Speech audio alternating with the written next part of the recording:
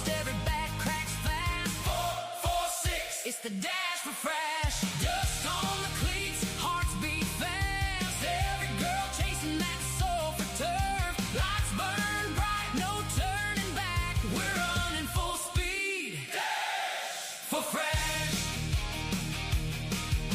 Bows in the hair and dirt on the knees. Pitcher winding up, bringing that heat. Coach at third, throwing signs in the wind. Crowd leaning forward, here we go again. Long ball flying over left field wall. Teammates rushing as she rounds them all. Dreams get bigger with every game. Louisiana softball, remember the name. It's the dash for Frasch, hear the crowd get loud. Small town diamonds make Louisiana proud. From the north to the coast, every back cracks fast. 446, it's the dash for Frasch. Dust on the cleats, hearts beat fast. Every girl chasing that soul for turf. Lights burn bright, no turning back. We're running full speed. Dash for Frasch.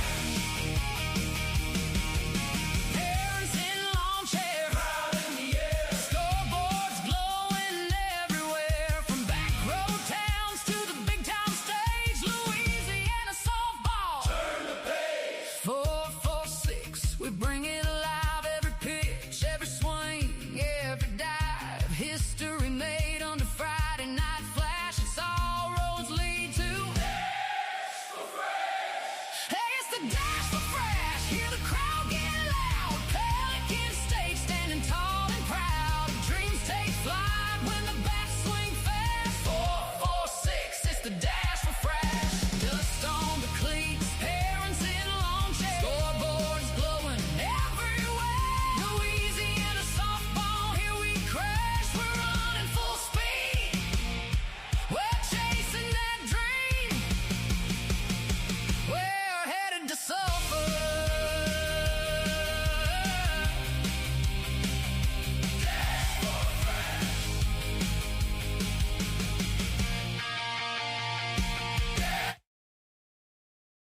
And good evening, softball fans, and welcome to the 2026 edition of the Dash for Frasch.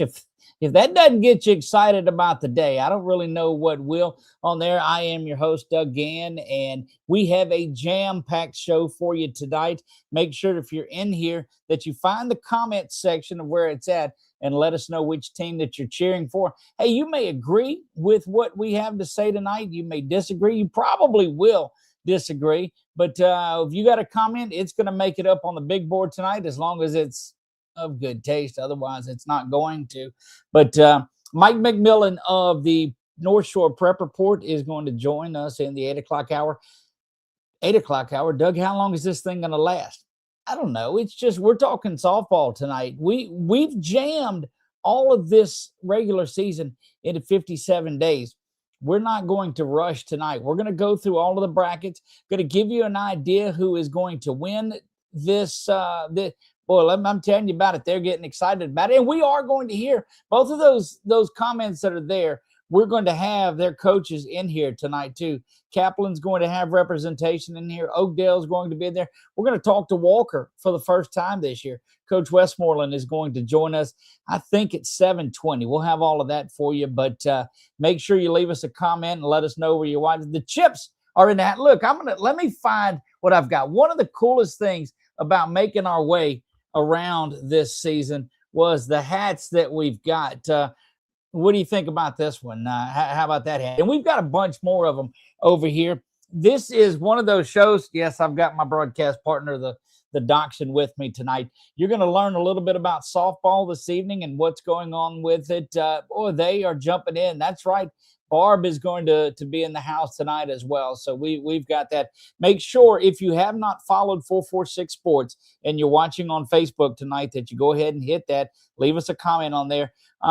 Those that are watching over on YouTube, hit the subscribe button. We're very close to 17,000 followers on Facebook and 7,000 subscribers on YouTube, and we couldn't do any of this without you. St. Michael is in the house. What a tremendous season that they are having. We'll talk about all of these teams that are on there. But before we get going, and our first guest is scheduled to be in at 7:20, Look at Carly Lyles showing up. Boy, what a game Menard and Pine Prairie had last night. Game was 5-2.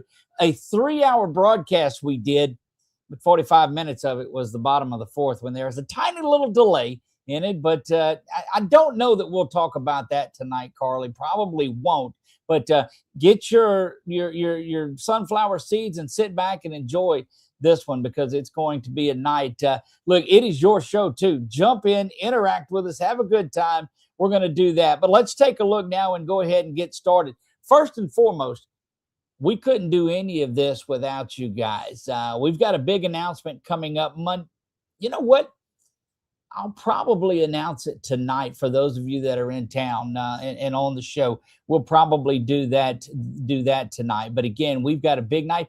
But thanks to all of you, we picked up about 3,000 followers this season in softball alone, and we expect that to really grow after we make our announcement of what's just around the corner. So stick around for that. Some of the things that we saw this year, and I want to talk about with you too. We had open arms wherever we went this season. One of the trips that we made was down to the settlement and French settlement. And look, we appreciate all the team hats that we got this season. And if you see us out and about and you've got another one, you want to look, what do I have my foot? That out of here. Let's represent the settlement just for a minute, since we're going to talk about them. We'll do that. And I probably shouldn't have thrown my hat, because I don't think that I can reach it from where I'm at. But anyway, I didn't know where the settlement was. I do know where it is now. It's about 2 hours and 45 minutes south of here, I guess is what it was. It was a long trip. I'm not going to throw that French settlement hat. Coach Blake West and company would get aggravated with us there. Another thing I didn't know where the West Bank was. I knew it was south, but it's not on the west side of the river of the Mississippi. It's on the south side. Anyway, they've got some good softball going on down there. Patrick Taylor having a tremendous year.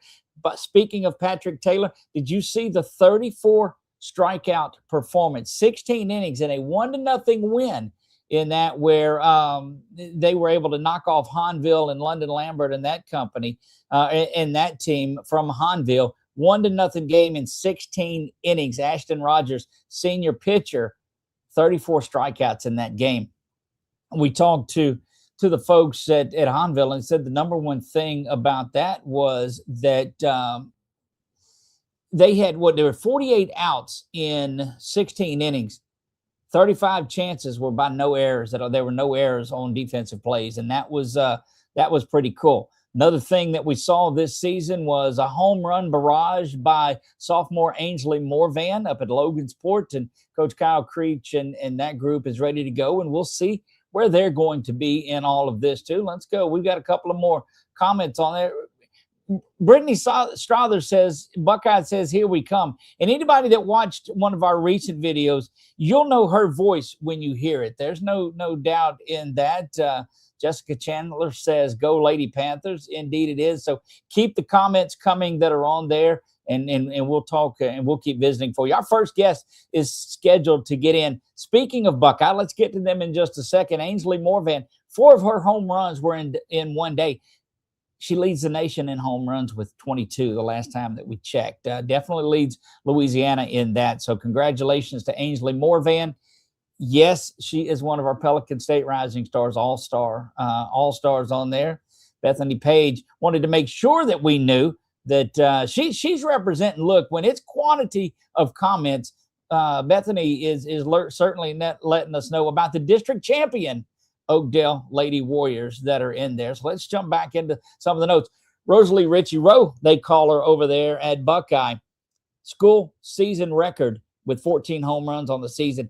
Shattered her own record that she had set just a couple of days ago, or days before that. She hit that at their Canes tournament. I was out there on site when she did it, and just tremendous support for that. Becky Ballard says, go Warriors as well. The Warriors are in the house. There's no doubt about that. Keep coming. That's the idea. This is your show. If you've got a highlight for this year and you want to get it into this, pop it down there in the comments, and we'll talk to you about that. But 14 home runs, that's a Buckeye Lady Panthers season record. Lily Verga, 71 RBI, leads the state. There for a time, she led the country in that as well. I think she's dropped a little bit off of it. I haven't checked that side of it. One thing that tells us, there is a lot of underclass talent in this state. I'm not taking anything away from the seniors at all. But let me tell you, the future of this game in the state of Louisiana is in safe hands. There's a lot of good ones that are coming around.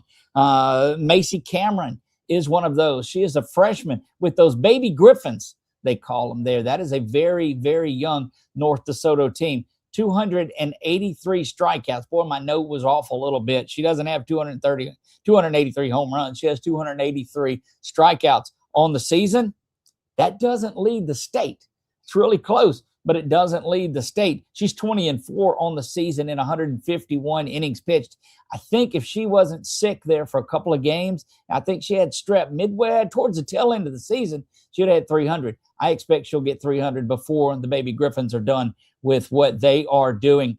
Kinsey Anderson, the senior, headed to Georgia for Calvary, 26-1 on the season. That one lone loss was to Evie and Ava West and that group in West Monroe. So West Monroe poised up in non-select Division I. Man, I can't wait to get into the brackets. We're so close to doing that. So hang in there with us. Keep the comments coming. We're going to get through these notes, and then we'll jump over to that because we've got our first guest that's coming on, and that's going to be a good one. Kiet Cooper leads the state in home runs, 286 on the season. Now, these are out of max preps and what we have. So if you've got somebody else that's got over what we're talking about, make sure that you let us know that. But 286 strikeouts for Kiet, my goodness. We were up at the Quitman tournament, and she throws a no-hitter against Airline, comes back, and they beat Darbone Woods on just a couple of hits in that game. But, Kiet Cooper in her division, keep an eye on them. That's the Kiet factor is great. But then Callie Decker is looping around there, and she can flat pound the softball herself. They're going to be good ones. Coach Sarah Roark, we talked to her at the beginning of the season. Man, she's pumped about this year. Malloy Miles, we told you, out of French Settlement, started the season with 4 straight no-hitters. 4 straight no-hitters. Do you believe that? Had 20 Ks in just a 7-inning game on there. Here's something now that's interesting, and we're going to jump around to a lot of things. But the season next year, the start of the season, is going to be moved back 2 weeks. A lot of you probably already know that. What does that have to do with the Dash for Frasch? And I get that, but it's what we're learning and what we're seeing next year. But here's my thoughts on it too. If you're going to move it back 2 weeks, I get that, but extend the regular season just a little bit. Well, how do we do that if we're pushing everything back? Well, I'll tell you, cut a week out of the playoffs. And I know this was floating around social media a little bit earlier today, and that certainly triggers it as well. You've got roughly 350 teams that are playing softball. And I'm not against folks making the playoffs. Don't get me wrong. This is what we live for. Otherwise, what are we dashing for? And everybody's got a shot at it. But you've got some teams that are sub 500 in there. And then I know scheduling does a lot of that. But there's a 3-win team in the playoffs. I say you take the bye weeks out of it, go to 16 teams in each bracket, 16 teams in each bracket, extend the regular season a week, and that still gives you time because you're playing this one last week, and the playoffs will just jump ahead and start, and you don't have that bye week in there. Seems like a simple solution to me. Let me know your thoughts about that in the comments as well. I really think there are too many playoff teams that are in there. It's 26 in select. Non-select only has 24, and Class B and C has 20. But I still don't think there should be that many teams. Let me know what you think about that as well. Here's another thing that puzzled me. You have to play 15 games to qualify to get into the playoffs, or do you?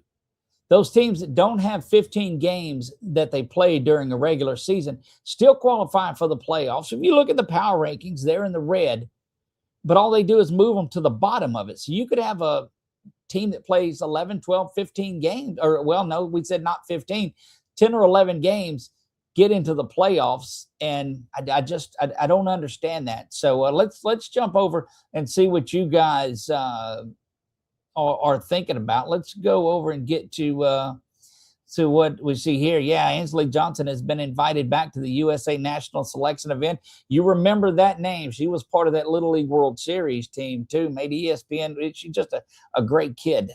We love to see that. Becky Ballard says we have pitcher Ansley Willis from Oakdale Lady Wars, 166 Ks this year and a career total of 525. We saw her pitch in that game against Holy Savior Menard, and she's a good one, no doubt about it. Thought that is what they were planning on doing. They're moving it. I don't believe that they are going to extend the season. I think they're just moving it, and I don't think they're getting rid of the bye weeks on there. So they're going to continue to do that. The comments are great. Keep them coming on here too. There's Olivia St. Pierre. She says, "Go Riverside Lady Rebels." They're pretty good themselves on there. So what you all came here for, of course, are interviews and to talk to some people, but let's take a look at the brackets that are out today. And all of you have seen them. If you've got them on there, I'm not going to put them up on the screen because it'll be too small. But let's look at the Division I non-select leading the way. Oh, I tell you what, before we do that, let's give you the number one seeds because they have worked hard to get there, and we certainly need to let you know who they are. Unless there they are. Division I non-select or Division I select is Mount Carmel Academy. Them and Pineville High School just flip-flopping. Chappelle was there for a long time this season, ran into a little bit of a buzzsaw in equipment, had a tough tournament up there, and I think that dropped them down a little bit. Division II, Vanderbilt Catholic is another one of those teams that back up on top, state champions from a year ago. And I think it's, 1, 2, 3, 4, maybe state champions that are back again on there. Calvary softball is number 1 in Division III select. Riverside Academy, you heard from them just a moment ago in the chat room. They're Division IV number 1 seed on there, and that's just been a battle. Division IV, you remember Menard was the state champion last year. Them and Glenbrook, the Apache softball folks, battling for that 1 and 2 spot. Riverside Academy is in there. Non-select, Walker is the number 1 seed in this one, and I think they've probably been there wire to wire. We're going to talk with Coach Westmoreland in just a little bit, and she's the coach down there at Walker, getting everything together, and we'll visit with her. First time that we've ever had her on the show, and I'm excited about that, no doubt about it. And she's got a couple of players that are going to come with her, I do believe. North DeSoto, Baby Griffin sit there in Division II at number 1. Gina Lady Giants, Coach Rowark, Kiet Cooper, Callie Decker, and just a lot of folks there. She's sitting at number 1 in Division III. The LaSalle Tigers out of downtown Alla look to battle back. They won the state championship today, and they've got their pitcher back from that. In Class B, it is Stanley that is leading the way.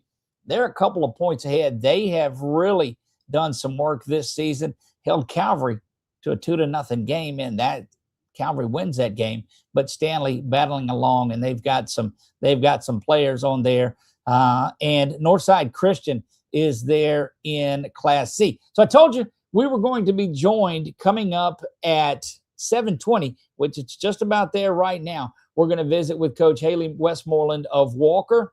They are number 1 in non-select Division I. She's bringing Oakley Bailey with her and Harley Ushry. Is it USR way? Look, I'm not going to guess anymore. Let's go ahead and bring Coach Westmoreland in with us right now. Coach, welcome. Hello. Hi. Thanks for having me. Oh, look, we're excited to have you up here. And I'm so focused on getting your name right on there. Harley's last name, is it Ushry or Usry, or how is that? Ushry. See, okay. I didn't want to mess it up.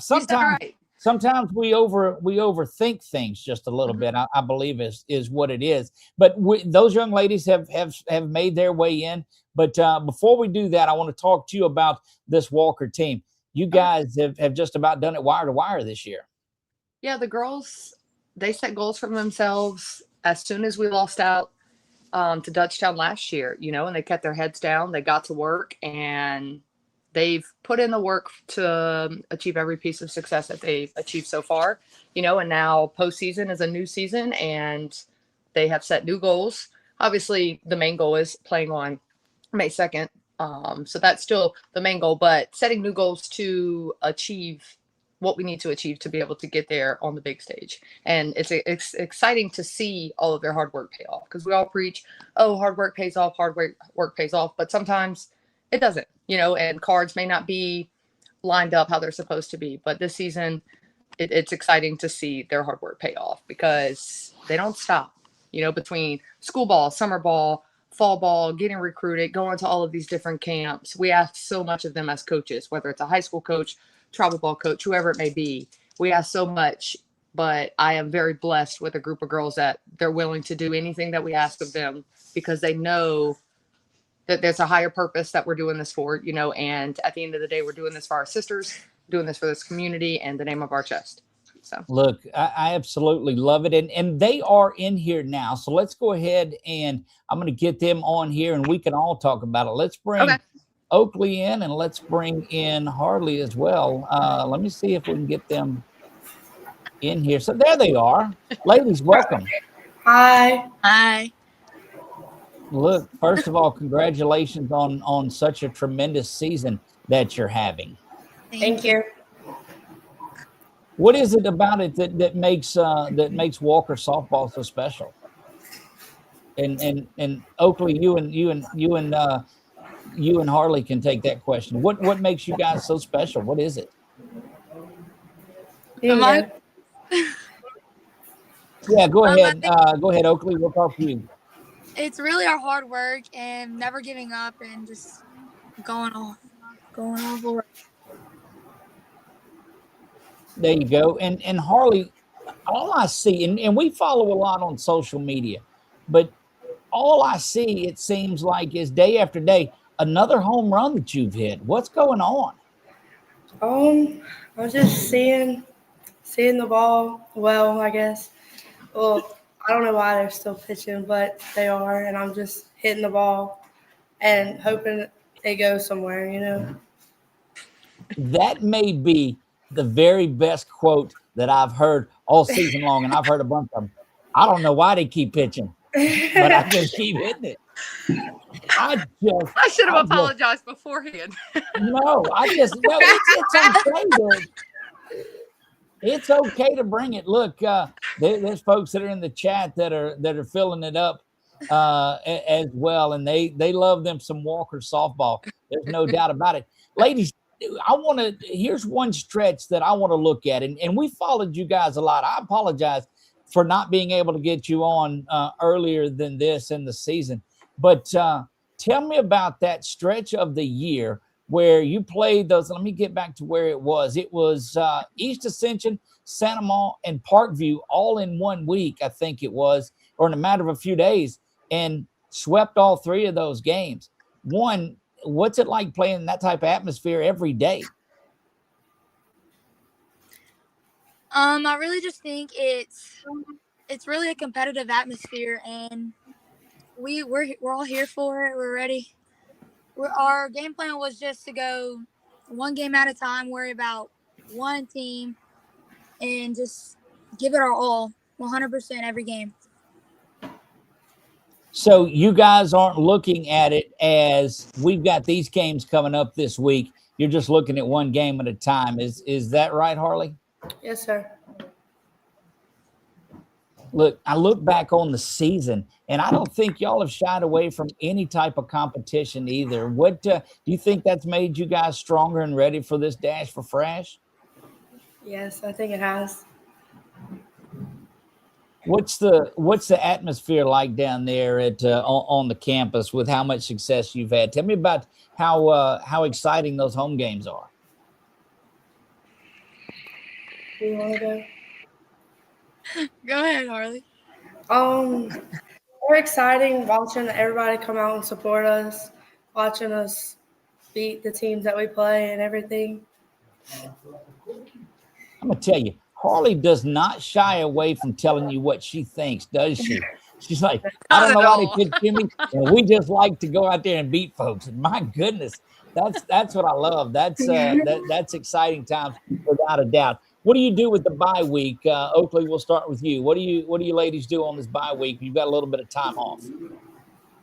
Well, we've had some fun times this week already, but we're still working hard. We're no days off. We're ready. We're still ready to go. Just working out and playing softball and just keep striving, keep trying hard. Well, you're certainly doing that. I don't know what's wrong with my machine. Look, we've got everybody moving around. This is crazy. And Coach Haley, I don't know what happened there. We may ask her to log off and log back in, and that'll get us back in here. What was and we'll finish up with this question with you ladies because we do want to be appreciative of your time. But favorite memory this season, Oakley, we'll start with you. One of your favorite memories of the season so far. Well, that's a hard one. It's very hard. Favorite memories is for me will definitely be the Sandoval game. The entire Sandoval game. We didn't give up. We didn't chicken out. We kept playing Walker softball, our game, and just took all the hard work we took preseason, and we showed it on the field, and we dominated. Sandoval game 100%. There's Coach back with us. Yeah, I don't know what happened. Sorry, y'all. No, that's all right. Look, I'm going to tell you, Coach, you've got a very confident bunch. They are ready to get. I mean, they would play tonight, I believe. They would. And I think the confidence comes with they know they've put in the work. They're trusting their preparation. But I am blessed with a group that knows that they're blessed, and that God has given them an ability to play a game and to spread his love in a way through the sport of softball. And right. I truly believe with everything inside of me, that is what is rooting their success. And they love each other. They play for each other. And, that's not something we can teach as coaches. And they're homegrown Walker kiddos. Their slogan sometimes is they're raised on red beans and rice and Jesus Christ. And I sit back and enjoy the show because they are very entertaining, just as much off of the field as they are on the field. So we're asking them about favorite memories too, and so Harley, we gave you a little bit of time to think about yours, but let's go back to you, Harley, and get your favorite moment. Mine was the second time we played the live oak game when we were we got rained out the first day, so we had to be there at 6 o'clock in the morning to get ready for the game. And all of us just being there, and then during the game, we all just started hitting home runs back to back to back. Watching everybody have success was really good to see. Well, you guys are in a tremendous bracket. There's no doubt about it. Sam Houston, the defending state champions, is sitting there at number 2. You got one of the best shortstops in the state. There's no doubt about it. Sitting there at number 3 is a team that is probably as hot as anybody right now in West Monroe, and then East Ascension and Santa Monica that you're very familiar with. So, Coach, what do you do to get ready for this run?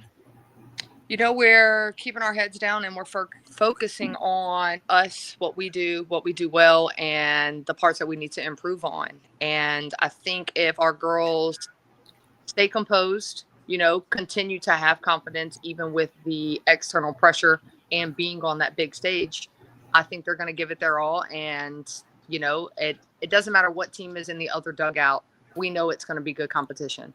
And that is why we try to schedule the best of the best, and as their head coach, I tell them pretty much every time we step on that field, that team wants to beat you, I know that sounds very elementary, but sometimes it's as black and white as that. Is they want to beat you. What are you going to do about it?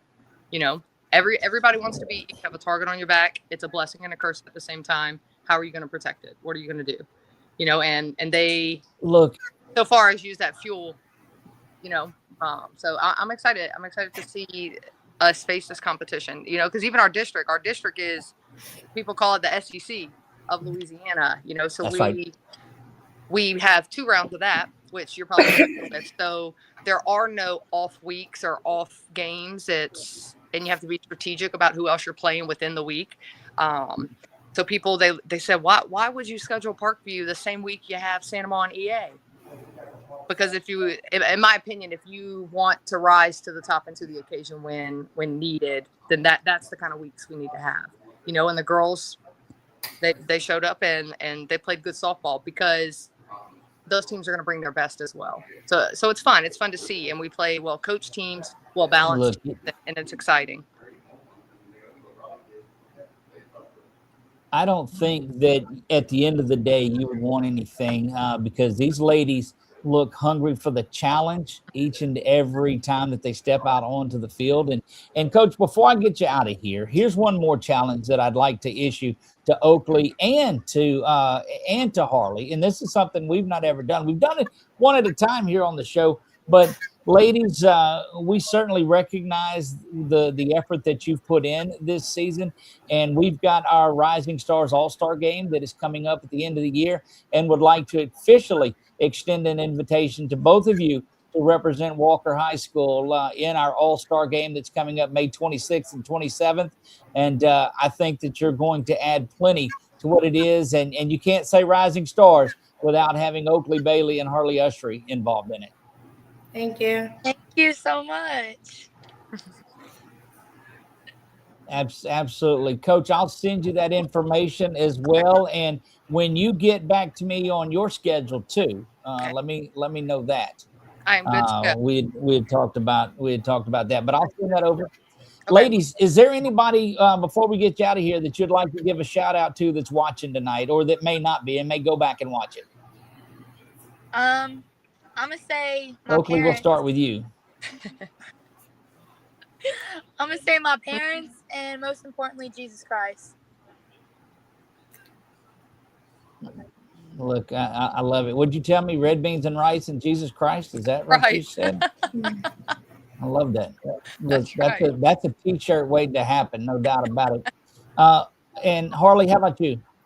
My parents and Coach Cody, my former coach.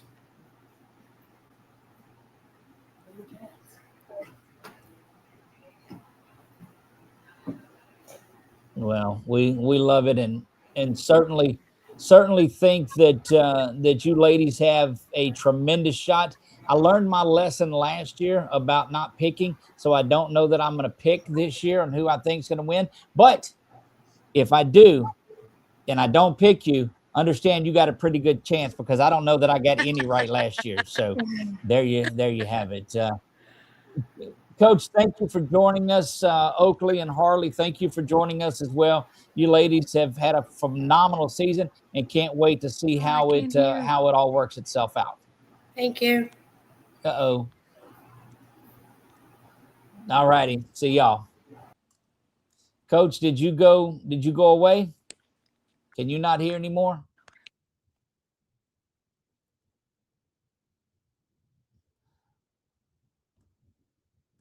Let's see if we can get her back on there just a minute. Nope, doesn't look like it. So she's gone. Well, that was visiting with our new friends from Walker, and we probably should have. Let's see if we can get her back over here one more time. There you go, Coach. All right, sorry, I'm not too sure what is happening. I don't know. Look, I could see you, but I couldn't hear anything. It's playoff time, so we're getting the bugs worked out, and that's what bye weeks are all about. That's right. That is what bye weeks are all about. But no, wanted to close, Coach, with the fact that you ladies are having a tremendous season, and we appreciate you being a part of our show tonight and our Dash for Frasch bracket reveal show. All right. Thank you so much for having us, and I appreciate everything that you're doing. You got it. Well, thank you very much, and we'll see y'all soon. All right. Thank you. Bye-bye. That's how we do it on our Dash for Frasch night. Let's jump back over into the comment section. And there is one that says, "Go Lady Eagles," repeat. That's right. Look, that's I'm going to tell you, they were in a ball game last night. We were down there and streamed that. If you've not watched that game, you need to go back and check that out. It is up on our our stream. We replayed it last night. It had close to 3,000 views after the game was already over. And hang on, there's one of our friends is there that says, make the bracket smaller. 1 to 10 teams shouldn't be there. Sorry, make it more competitive. And that's coming from a young lady that knows something about state championships, and she knows something about her camera as well. She takes pictures for us a lot of the ways. You can check her out. Look at Zoe Fitz Photography there. Jamie Ferrati, we told you about just a minute ago, says, go Lady Eagles. Repeat, that's right. They are Division IV select state champions, and had a pleasure of calling them all season long, and that's going to be a lot of fun. Coming up at 7:40 here in just a little bit, let me look over here and see. Grant Anderson from Barb is going to join us on here. He is D1 select number 11. And they don't have a bye week, but Coach Grant Anderson is going to join us momentarily. A little after 8 o'clock, we've got Oakdale coach Alex Chapman is going to come on. And then at 8:20, Brittany LaBeouf from Kaplan is going to join us. And by the way, told you, Mike McMillan from the North Shore Prep Report, jet setting around everywhere and it's going to fly away. So that seemed to strike a nerve about shrinking the brackets just a little bit. North Vermilion High, Kayla Prejean says, go NVHS.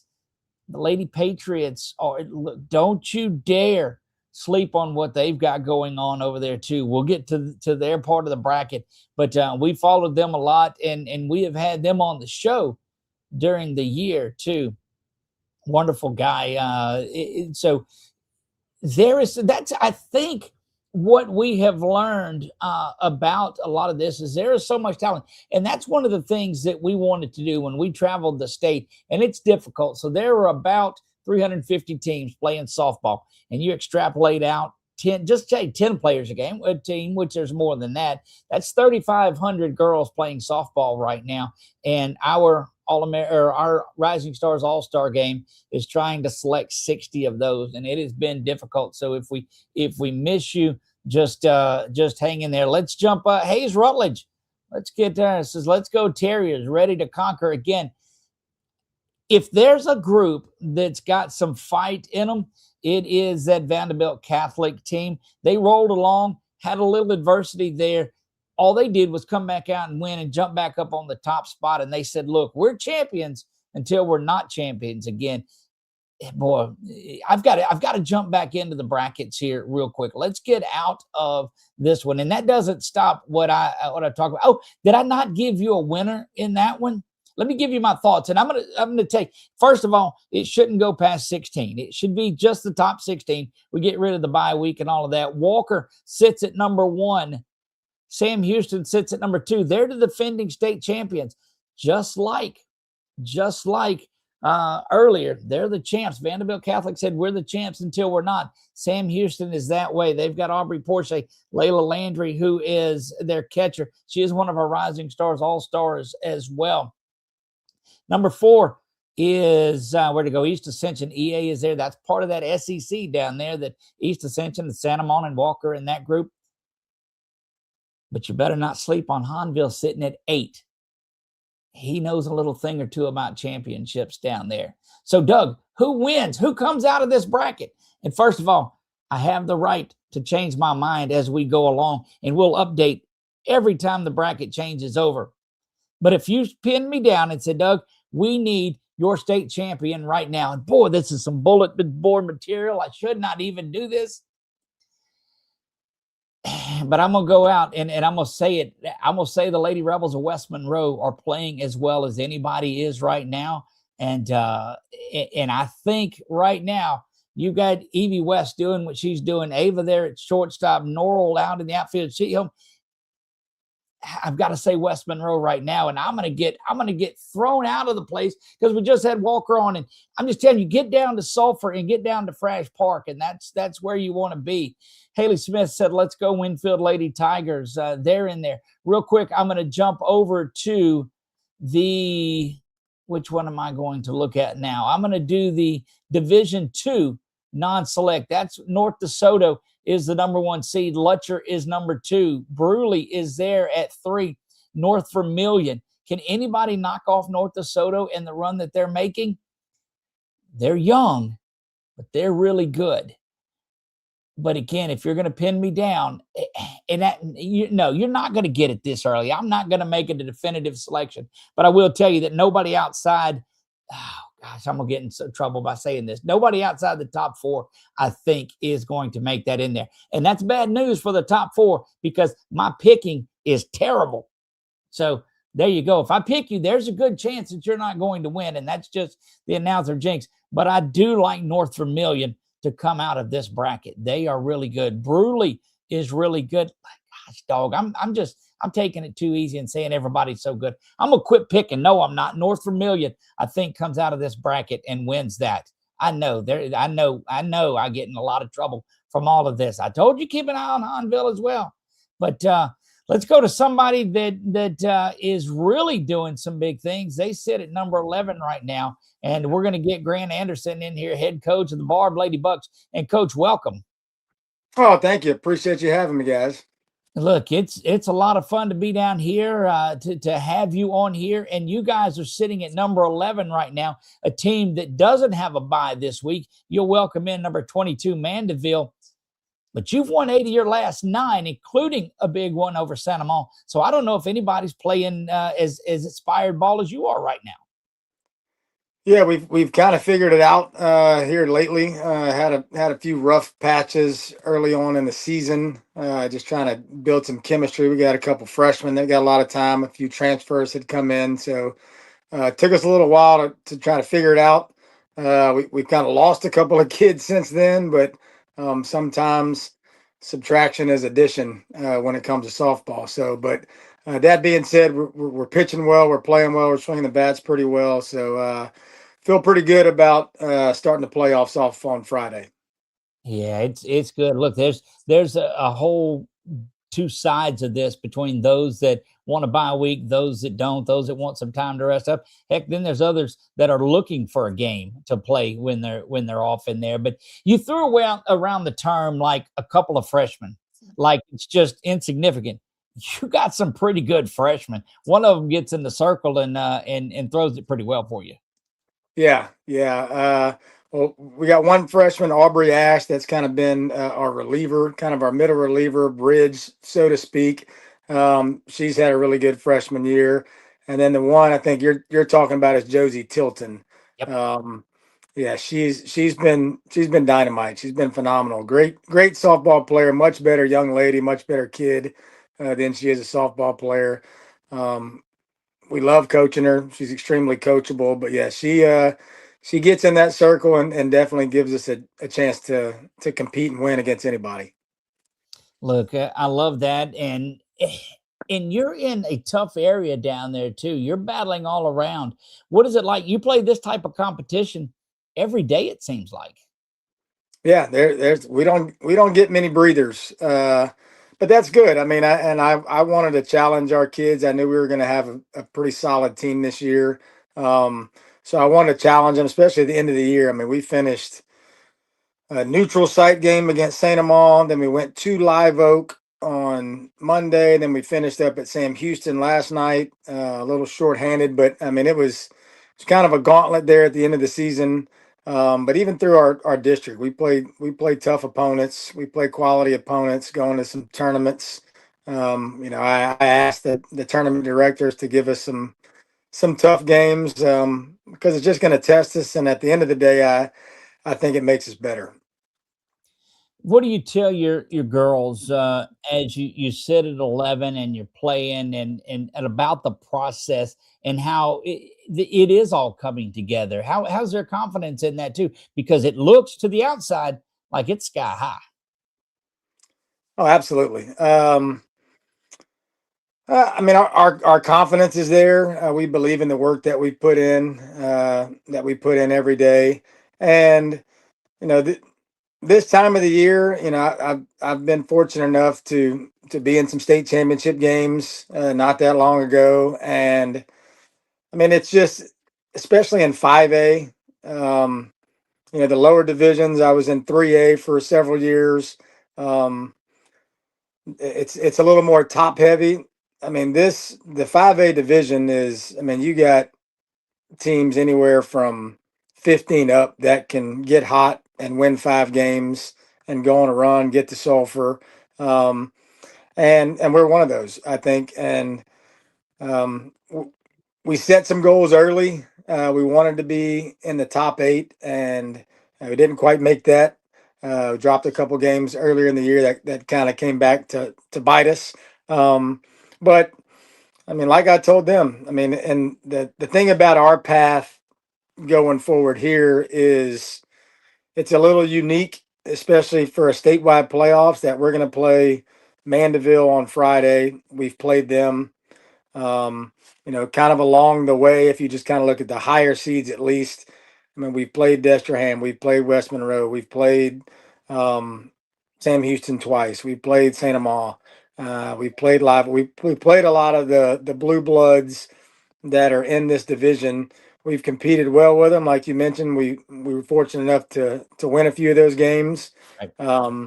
But my kids and my staff and myself, we know that. I mean, this in this division, as soon as you sleep on somebody, as soon as you take them lightly, you end up at home.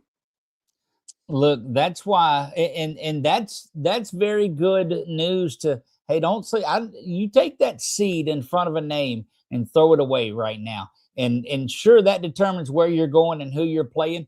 But if anybody goes in there and picks chalk in their bracket, you're going to be in a bind. I agree. I agree. And again, I mean, you got to show up to play, and you got to be prepared, and that's kind of what my staff and I just strive for. When we get to Friday at 5 o'clock, I just want to be able to look my players in the eye and say, look, we've prepared you as well as you can be prepared. Now let's go have some fun and play a game and compete. Look, I absolutely love it, Coach. And what do you do for the quick turnaround? Because you guys just finished up on Tuesday, I believe, when the regular season, and now you find out your team today. You're at home though, so your body of work works there. But you do have a team coming in that you're a little familiar with. But are you a bye week fan or a let's just play fan? I think, I mean, I think it can be individualized to each team. If there's some teams, kind of this point in the season, 30 plus games in for everybody, everybody's kind of got some nicks and bumps and bruises and some soreness. And, maybe if it's beneficial for maybe your arm to, hey, get a couple more days rest, that could be beneficial. As far as me personally, I say let's go. Like, I don't want a bye week. I want to jump in there and play. Um, and this may be a little controversial, but like, to me, I think 26, 28, 32 teams into a state playoff the size of Louisiana is a little much. Um, but I'm kind of old school. I was back in the day. I'm from Louisiana, played and coached and lived here almost my entire life. And I like the way it used to be set up, where hey, you win your district or you get second in your district, you're going to the playoffs. Like, district means something. Like, the way we have it set up right now, our district games, they don't mean anything. I mean, we don't get a point anymore for PowerPoint purposes. Um, there's some rivalries, and yeah, we still love that, and we still enjoy playing those games and playing within our district. But it's just, at the end of the day, I got 7 games on my schedule that I have to play, and I can fill the others with whomever I want. But if an association is going to make me play games, then those games should mean something. And again, that's just my opinion. But I just think it gets, if we take the buys away and we cut the field back to 16 or so, then we got 16 teams that are earning their way legitimately into the playoffs. And I think it just makes the competition better. I think you pare this down to 16 teams, then I think you're going to have 16 teams, 16 coaches, 16 communities that really believe, hey, I win 4 games here, or I can go on a 4-game run. I can get hot. We can make it to Sulphur. We can win a state championship. So, but again, it's my opinion, and I'm not saying anything about, because I mean, heck, last year we were number 26. So Right. last year I was glad they took 26. But that being said, I didn't legitimately, like, I'm very realistic even when it comes to speaking to my team.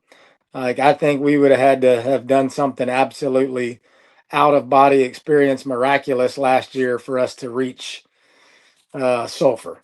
Um, Yep. and I think this year that's not as far fetched. I think we have the team where we definitely can compete with some of these teams, but I just think it gets a little watered down sometimes. Look, we started the show off with that very thing. We talked about it moving back 2 weeks, but so here my thought process is I'm okay with it moving back to March, and you move basketball a little bit so you don't have as much of the basketball spillover into softball because everybody needs to compete in whatever they want to. If you're going to move it back, cut a week off, cut the bye week out, go to 16 teams in there, and even lengthen the season a little bit if you need to. 57 days to play your 33 games if you want to is way too quick. I don't believe if a team is under 15, they've played less than 15 games, that they ought to be in the playoffs either. So Correct. there's a big soapbox that I climb up on daily, but the folks they ain't listening to me yet, so we'll see about that. But I'm glad that you spoke on it from both sides of it. Said, hey, look, I was a 26 last year, and we're glad that we got in, but didn't have a shot at it really in your mind. And that's not a knock on the ladies that are on the field by any means, but this is such a cycle driven sport. You've got talent and it graduates, and you get more talent in and it graduates. And so that's just life. Yeah. And I think, I mean, I'm as a 5A school, we don't have as many dual sport athletes. I came from a 3A school where my whole softball team played volleyball for me as well. I mean, Right. you got to share athletes, and at a smaller schools, like, I 100% support that and get it. And like you said, it's all about the student athletes and giving them the ability to play whatever sport God's blessed them with the abilities to play. But if we're going to push it back, I kind of agree with you. Either lengthen the season, or another option is, hey, cut the maximum games from 34 to 28. Cut it to 30, like 4 games, 6 games, because I mean, and I'm a big fan of. I put them through a grueling summer program. We work our butts off all preseason and off season. And when we get a chance, if the LHSA is going to let me play 34 games, I'm going to schedule 34 because I want my kids to be able to play. I mean, that's why they're practicing. But that being said, also, I mean, we had 3 weeks this year where we played a game on Monday, a game on Tuesday, a game on Thursday, a game on Friday, and 2 games on Saturday. Yep. We had back-to-back weeks like that, and that just I just think it takes a toll, and you're beginning at some point there. You're not getting the best product that you can. You can't put that on the field. And look, these girls don't want to miss any time. They are such competitors. They are far better competitors.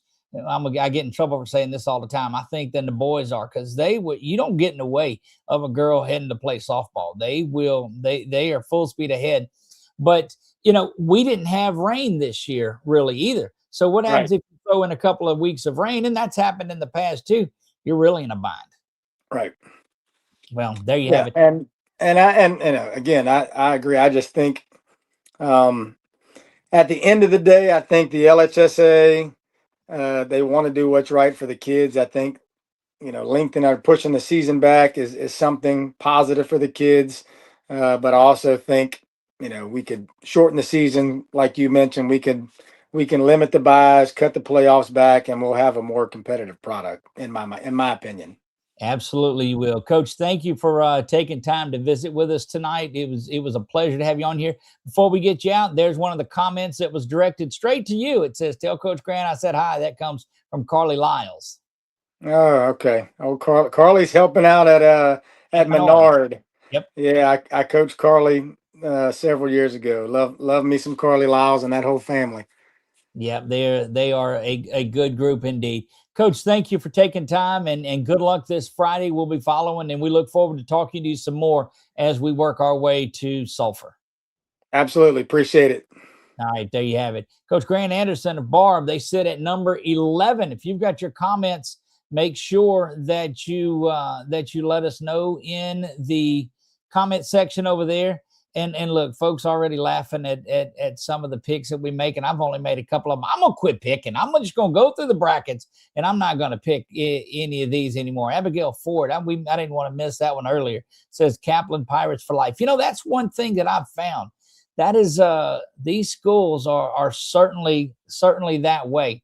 So that's interesting. Look, let's get that out of the way. I don't want any obstruction in the way as when we bring Coach Alicia Abear on there. Too soon for that joke? she may not have heard me on there. Coach, welcome. did. I couldn't stop laughing. Uh-oh, I don't know that Yeah, we've got Coach on there. interference.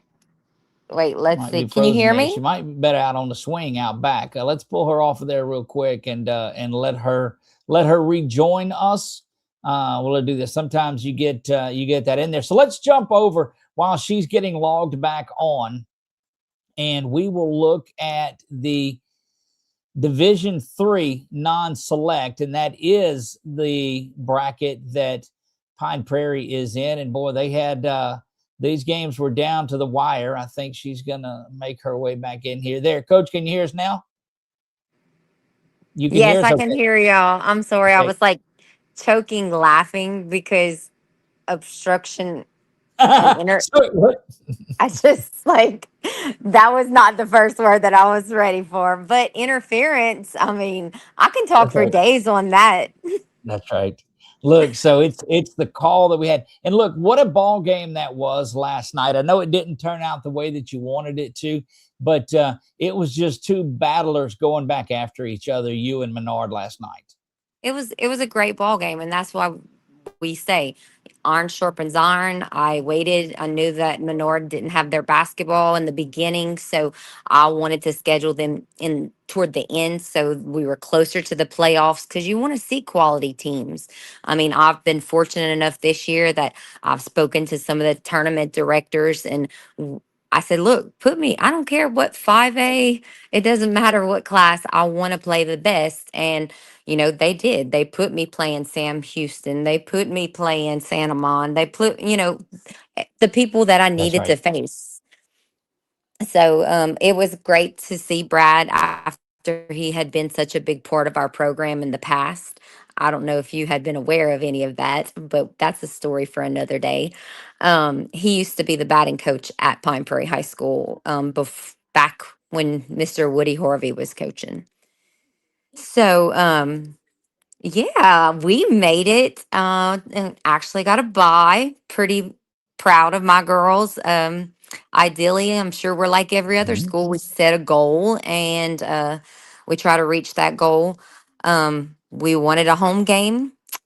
If we were, I mean, things don't always pan out the way they should, but God has a plan for us. We have fought adversity all season. And like I tell the ones who show up every day, they give the grind. I said, you know what? We're still in it. There are people, and we're still in it here, able to play softball. There are people lying in hospital beds on ventilators who would love to be able to do the things that we're capable of doing. And I'm just proud that they took That's everything right. that we've been through and they let it fuel them. They weren't going to lie down and just say, you know what, life with this generation, it can be very easy to just step away from all of the things and confrontation you don't want to have to deal with. But when you hit it face on together as a team, that's what makes me proud. Well, I love it. And you've got a group of such fighters. We saw that game that was pitched by Jolie last night that did a great job. And she's normally back there at catcher, but has pitched the last few games and has done well. And you got Emma, who just Ortego, Ella, who just continues to do what she's doing. Sydney's there. Josie, of course, is what Josie is. You've got another team, and they're seasoned and poised to get back down to Frasch. But you've got one of the toughest brackets in the playoffs. Yes, we do. And I I consider myself blessed because at the end of the day, I know whoever the Final Four that end up there, they deserve it because those Final Four are playing in a difficult bracket. And anybody in other brackets will tell you, obviously they want to say their bracket is harder, and that's not the case. I'm talking about the caliber of the teams that are in our division and just the powerhouses that have been created. I mean, starting with Doyle last year, they won it all and they were phenomenal. Right. Uh, I'm friends with most of the people in our division, so I had been rooting for Kaplan all year. I love Coach LaBeouf over there. And Gina, I've been with Kiet Cooper, keeping up with her for since she was a little girl. So I still cheer those teams on, and I look at it and I say, you know what? Whoever's going to get there is who we're going to face, and that's the team that we're going to worry about on that given day.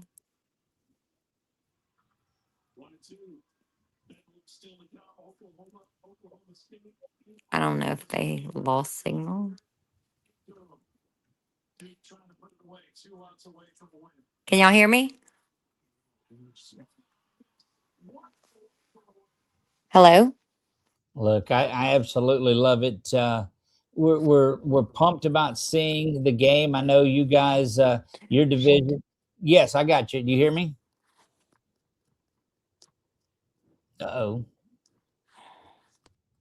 Maybe going having a little bit of difficult up there. But we thank Coach Alicia Hebert for joining us. Great friend of the program, without a doubt. Let's take a look at one more of the brackets before we go. Actually, I think we may have Coach Hebert back. Coach, you get back with us? Yeah, that was so strange. It happened one other time, but I don't know if y'all got to hear. I didn't get to hear your your comment to the last thing that I said, but I'm sure it was all good. Can you hear me? It is. Coach, we appreciate you getting on. Enjoy the bye week. What do you do during the bye week? Well, actually, in preparation for the bye week, it's a toss up. A lot of people, look at as okay, let's go right into it and play and get it rolling because this is it. And I'm one of those, I do not like to sit and wait. So I had actually scheduled or had some ideas of who I would like to play as a tune-up game to just allow my girls to continue to compete. Right. Unfortunately, the strep throat bug has hit my team, and we have 4 starters out with it right now. So, y'all say some prayers for us that Like we can. from last night till today? From last night, like my starting catcher last night was out, and it hit her at the game, and that's why the plate exchange. I had to go and take her off of the lineup at the Goodness plate. gracious. Yes, it's not very good, and I'm just saying, vitamin C, Wow. girls, That's vitamin C. yeah, that's go get them and have them rest up, Coach. But congratulations on the great season that you have, and we look forward to talking to you more as we head into the Dash for Frasch. Absolutely, wouldn't be the same without y'all. Thank you so much for all that you do for our sport.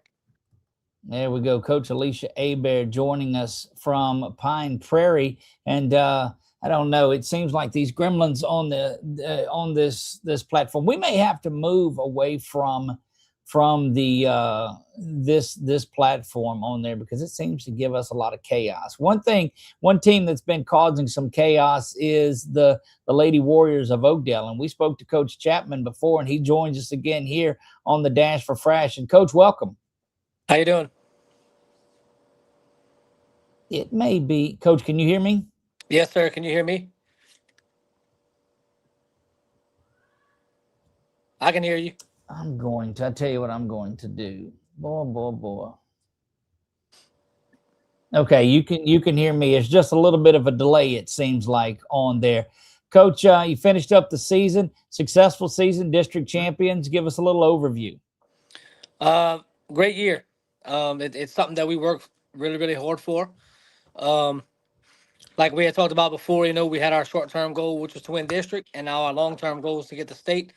And we're gonna start that goal off on Friday.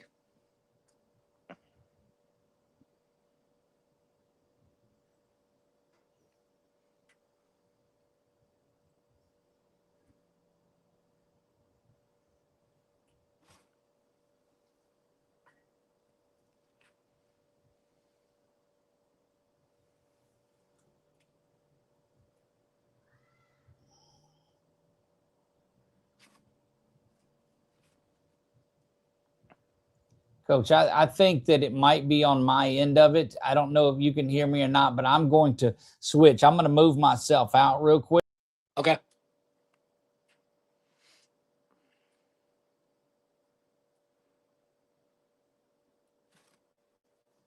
Going on. Okay. Let me fix it.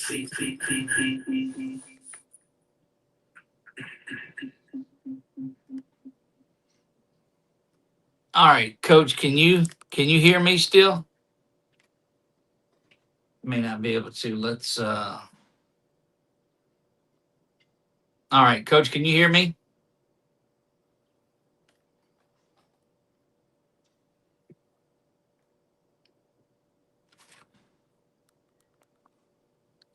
There's nothing like live TV to mess you up a little bit.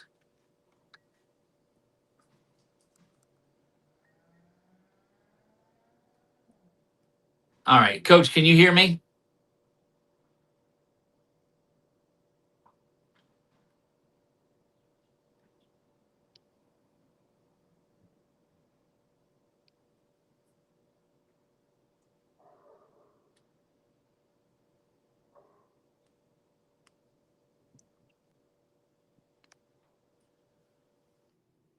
All right, let's see now if that's got us back. Coach, how's that? I can't hear you. You can't hear me? All right. But I can hear you better, so that's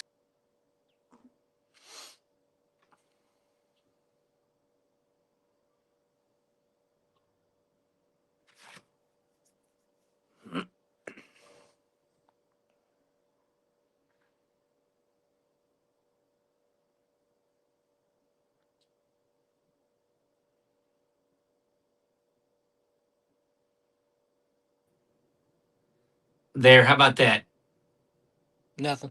Still nothing. And I can hear, but I can hear you. That's what's strange about that. So to hear. Now can you hear me? You still can't? Mm-mm. Can you hear me?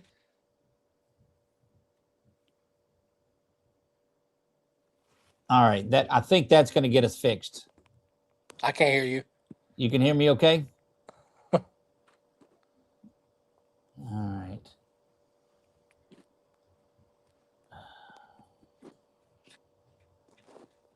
It's aggravating. All right, Coach. I'm gonna tell you if you will pop out and then pop back in. And we'll see if that helps things for us. Let's pull him out of there. There's nothing like going live. That'll certainly affect you. I'm glad that we stream better than we do this. So, Coach, we'll wait on him to get back in here.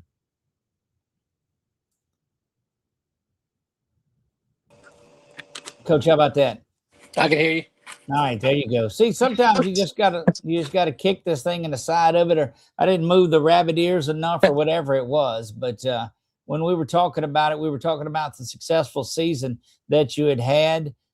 Tell us a little bit about we had talked about Sumler there hitting, I think, what, 630 on the season or better. 634, I believe, as of last night. Goodness gracious, what's the secret to what she's doing? She is locked in, and like we said before, she's just a competitor. It seems like it doesn't matter who we face. Like the moment is never too big, and like we said, she has lightning fast hands at the plate, and she's on a whole nother level right now. She gets our offense going, especially in the 3 hole, and she can hit with a lot of power. Obviously, I think she has right at maybe 12 or 13 home runs on the season. Right. And she just leads our team in the dugout and on the field. When you find those players, what is it about? I mean, you can't teach that. That's one of the things you just can't teach that. You've got that it. Right, and she definitely has it. Like I said, she's on another level. And it started from the beginning of the season. I mean, she may have went in the slump every now and then, but it's never lasted more than 3 at bats, which is insane to say, but it's true. Look, I absolutely love it. And she was going to be on with you tonight. She was here for a little while, but not sure what where she went. I don't see her back in the room any longer. So, Madison, if you're there, just click that link again and come back in as we move along in this. Is that, Coach? Is that a background that you got going on there? Are you outside under the Yeah, stars? I'm outside. I got Okay. kids running around the house, so I figured it'd be easier to come out here and talk. There you go. Look, I see Madison there, and she joined us back on here. Madison, welcome. Hey, How are you? good and you? Good. Yeah. Okay. So we talked a little bit about it. What's your secret when you're in there in the plate? You're hitting what 634 on the season. What's going on? I'm just going in there with full confidence, like nobody can strike me out. That's how you have to go into the box. Every approach, like you just have to have that type of mentality, or you're gonna fail. That's my opinion. No, I love it. And they tell you you're not supposed to think once you get out of that circle. You're supposed to just go in there and go to work and that kind of confidence. Tell me what's going on behind you there with the medals and all those softballs. Oh, this is my travel ball accomplishments, and I think, yeah, that's all my travel ball stuff. And my high school home runs, they don't fit, so like they're in another case in the other part of the house. Well, what a great problem to have that all your home run balls don't fit in your case. It's time for another case or a bigger case right there, I think is what it is. But you ladies won the district championship this year, the first time. Well, I got to believe that in your lifetime it's not been done because you said it was back in the 1990s, Coach. Is that right? That's correct. 30 years. 30 years. And so what kind of pride does it bring to Oakdale to hoist that district championship, Madison? It just like anything could be done, like, and it gives us confidence, and it did give us confidence throughout the like to finish this season, like that we can win state. So I just All right. feel like that really helped us. So this is more of a football term, but I'm gonna make an audible and I'm gonna start calling you Maddie because folks in the chat are showing up and they're going, "Let's go, Maddie." Let me tell you, if there's anybody that I trust, it's Matt Burns that is there. So I'm a big time fan of him. And then of course Becky says, "We got you, Maddie. You are awesome." And there's no doubt about it, Maddie. There's not anything that I haven't heard that's been anything but good about what it is. Give me one of your favorite moments about this season so far. I think it was our midnight practice. It was like the season opener practice, and I feel like that helped us bond more as a team and with coach because we're a new team and coach is new. I feel like that really helped us, like, to prepare for the season. Look, I absolutely love it, and I appreciate y'all coming on and spending some time with us too. What do you do to get ready for your playoff game that's coming up? I'm just gonna get in the cages every day at home, do fielding work and stuff, and like help my teammates if they need help with extra stuff, like to get us all prepared so we can all be on the same slate. Coach, that leadership that you hear out of Maddie too, you talked about it with me before, and it just seems very genuine. Absolutely. She's a true all-star, and whether it's in the classroom or in the hallways or at school or even on the field or the dugout. So she's a very, very impactful player.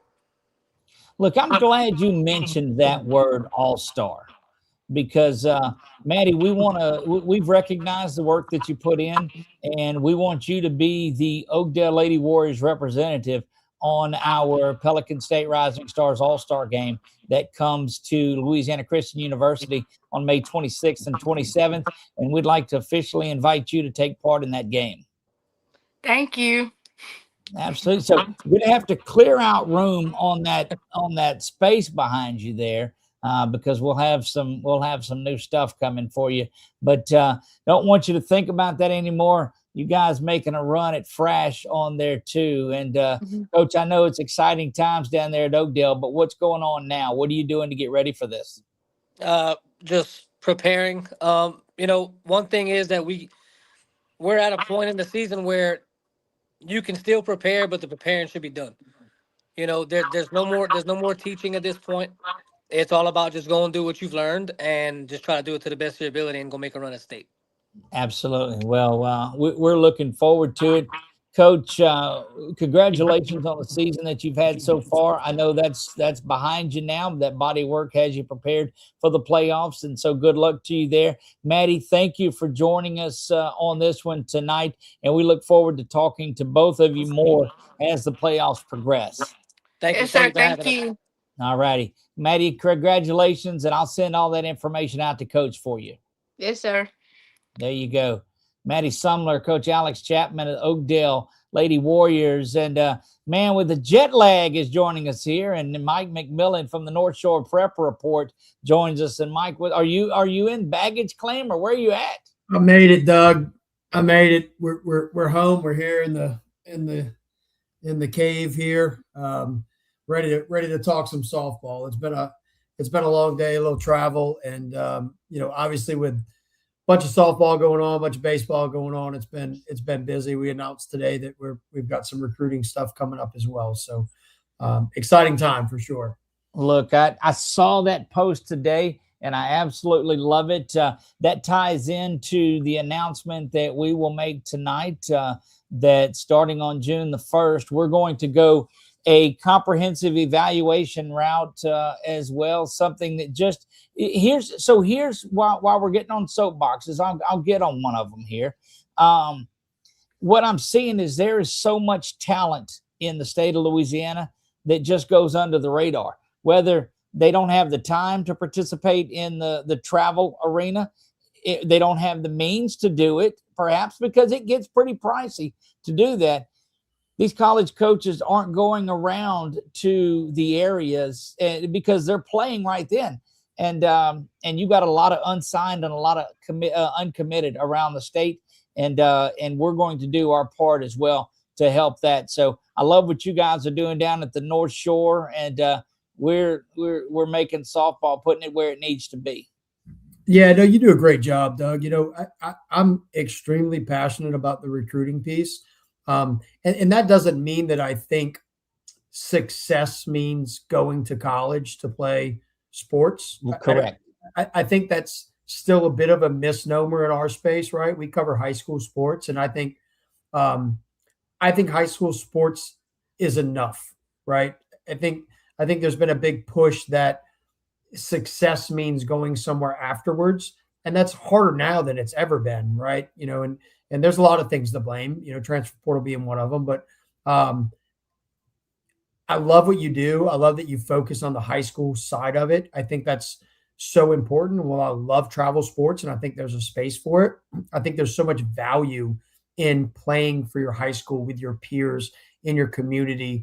I just think that's a bigger life lesson part than going to play 5, 6, 7 games in a weekend with sometimes kids you don't really know, and whether you win or lose, it's irrelevant. You're just going to work on your skills, right? So I think we talk winning all the time and doing better than your opponent, and I think high school sports is the last piece of amateurism that exists in our space, right? In the sports world, and it truly matters when you win and lose, right? It's not just another day. You don't just play tomorrow. Some of these girls are going to be playing, and I witnessed it yesterday. I'll bring up Caitlin Yeager at Covington High School. She's got almost 30 home runs in her career. She hit 13, 14 this year, and she's done, right? Yep. She's not playing high school softball anymore. And I think she's going to Meridian Community College, which is a great opportunity for her. But she's done playing with her friends in front of the community, with her peers. And I think that's so valuable in what we do. But, we're going to try to expand the recruiting piece as much as we can in a lot of sports, and hope that, we do have a great following of college coaches. So we hope that helps them a little bit, look at a database and just get more exposure for these kids who work so hard, in most cases year round now, right? Yep, that's correct. Look, I love it. I'm glad that you're in here with us. You can help lend a hand to what we're doing, but we're going to head down to Kaplan and talk to the number 2 seeded Kaplan Lady Pirates, and Coach Brittany LaBeouf joins us. And Coach, welcome back. We started you on the preview, and now you're back here with us here, getting ready as a 2 seed. So congratulations on a great season. Thank you for having me. Oh, no, absolutely. We're delighted to. Look, we've been asking, are you a fan of a bye week, not a fan of a bye week, shorten the playoffs, makes it. We've talked about a lot of stuff tonight, too. What's your take on bye weeks and number of teams that are making the playoffs? Since the bye Welcome week has in, by the started. way. Wait, what did you say? I said, welcome into the tough questions right away. I've watched the whole live feed so far, so So you knew I've where we heard were going then. Yeah, I've heard the conversations, but we've had a bye week since the bye week has started. Personally, I'm a fan of the bye week because it gives my pitcher a couple days off. But I've done the exhibition games. I haven't done the exhibition games. I don't think my team has played differently in the playoffs without or with the bye week. I think you have to be ready to go no matter who you're playing. It's anybody's game at that point in time. So, but I think the playoffs shorten them. I've looked at some brackets today that are not ours. Ours is pretty tough. I heard Coach Alicia talk earlier. Division III non-select is a ringer. It's really, really tough. A lot of good arms in our division, but I saw some divisions where a 2-2 team made the playoffs. I'm like, cool, okay. What's the point? What's the point of softball at that point? I'm sorry, I just shouldn't be saying that, but it is the truth. This is your soapbox opportunity right here, too. Yeah, we can have opinions here, and fortunately for us, we all agree here. There's the competitive piece, right? And we preach that to our kids, and we preach hard work matters and winning matters and all those things matter. And it does, demean things a little bit, right? I talked the other day talking to a friend, and I was talking about just the number of the baseball side gets outrageous, right? I mean, there's 12 buys in the first round, and there's 2 teams that don't even play in the first round that play each other in the second round, right? and there's teams that are below, sitting there at 250 win percentage on the year that are in the playoffs. And but I get it because there's some divisions that makes sense, and there's some others that don't.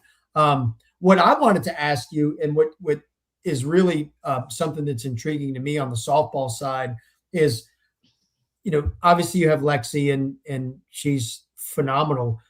Talk about how you approach having such a talented girl in the circle. How do you coach that throughout the year to be able to play in those tight games? Because down the road you're going to be in those close games where moving runners over and are important, and putting balls in play are important, and the small ball game of bunting and those things are important. Is that something you work on throughout the year, regardless of game situation? Or do you hope to be in those situations at some point? We work all year. We do a lot of situations. We're offensively, we've relied on the long ball or line drives or scoring a lot of runs in the past. Kind of changed our approach this year, bunting more than we normally do, but we still don't play much small ball. I mean, I do believe when we need to move a runner over, we're going to do that. But I feel like if we can score a certain amount of runs a game, depending on the team, it gives us a good shot at winning the game. The old mentality, defense wins championships, kind of changing in my opinion, that if we can score more runs than the other opponent, then we have a good shot at winning the game. I still do believe that we should play great defense. I'm not a fan of errors or any such thing, but if we can outscore our opponent, then I think it gives us a good shot at winning the game. And we focus a lot on our offense, and we just take pride in that part of the game, stealing bases, moving runners over, however we can do. things like that. If we can be a threat on offense and cause chaos, then we have a good shot at winning the game. Mike, I love the question, and I love the segue opportunity too, because you talk about just such a solid arm and a great player in Lexi Green, and I couldn't think of anything better to do than just bring her on right now. So, so let's all say hi to Lexi there. Lexi, how are you? I'm good. How are y'all? Doing wonderful. Great to have you on the show. And how did the track meet go? We're still here. I'm just sitting in Oh a goodness. secluded area. Yes, sir. Well, look, Waiting that's to run the 4x4. y'all. Yes. Yes. What time do you run that?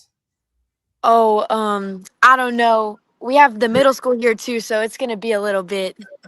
Yes, sir. Look, Doug, as a football baseball coach, I love multi-sport athletes. This brings it to a whole nother level. We're just doing the same things in the same days. It's just, it doesn't matter. You know, it's funny that I brought up Caitlin Yeager at Covington, and she's had a great career. She's a track athlete, plays basketball as well. So I absolutely love this.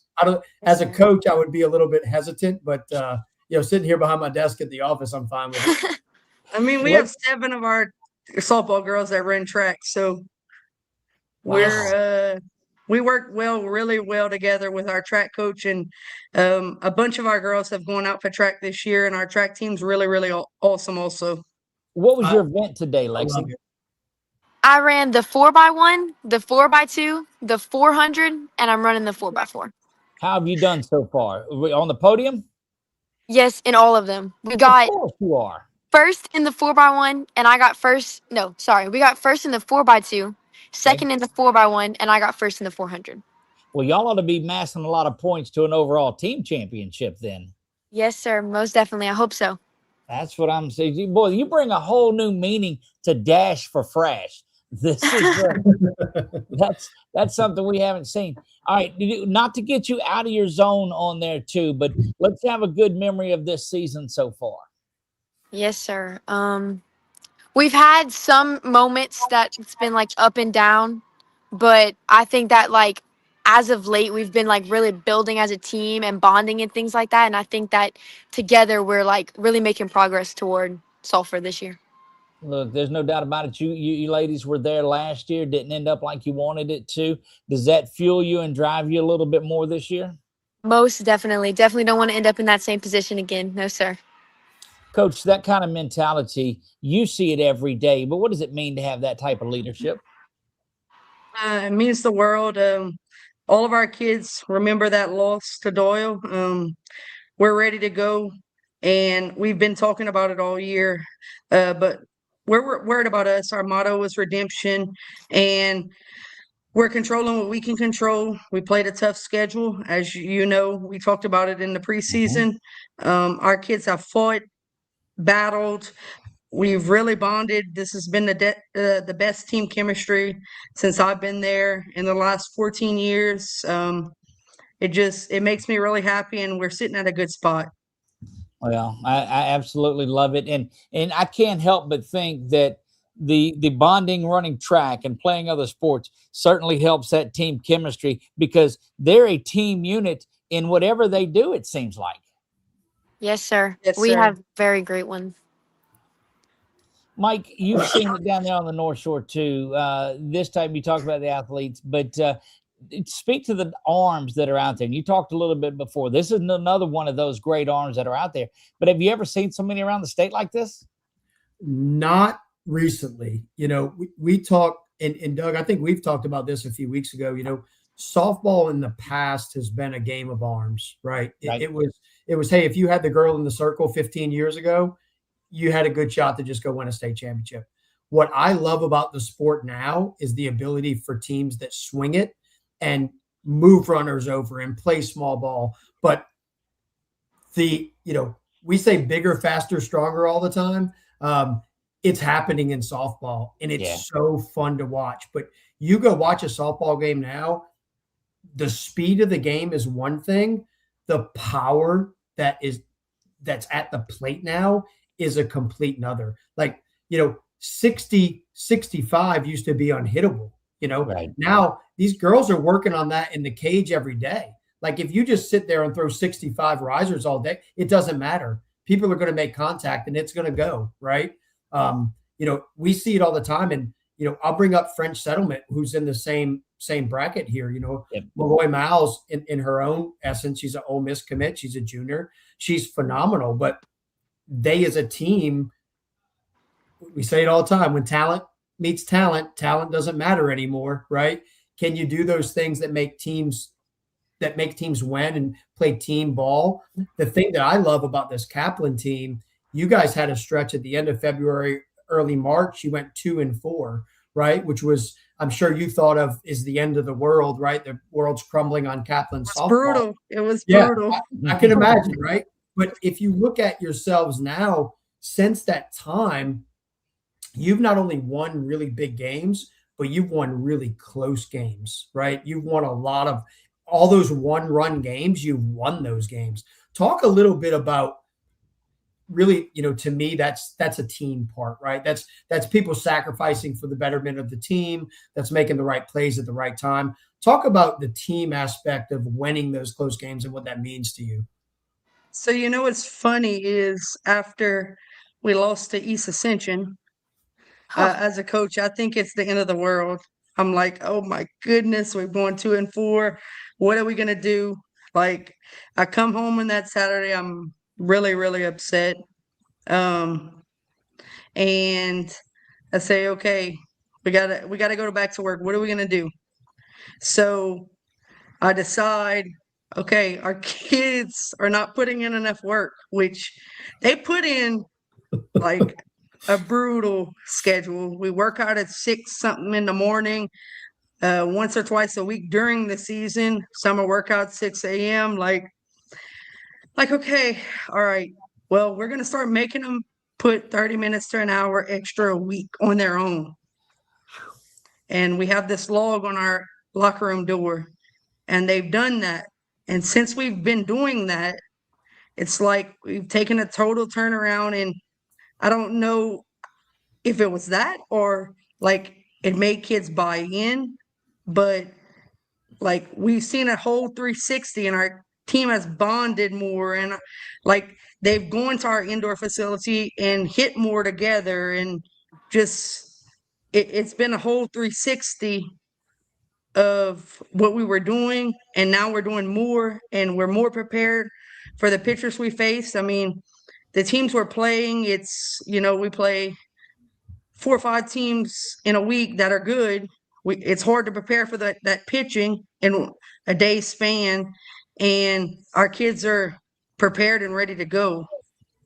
And I think it's all kudos to them. They bought into our system. They've done more than we ever asked them to do, and the hard work is paying off. Well, Coach, we appreciate that. Lexi, we're not going to keep you much longer. We know that you got a whole little track deal to win. No, sir, it's fine.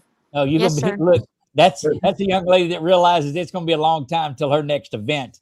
Hamstrings, quads, and groins. Just get to stretching. Stay loose. That's for sure. Yes, sir. Look, we've identified you as a technique. You've been a star for a long time.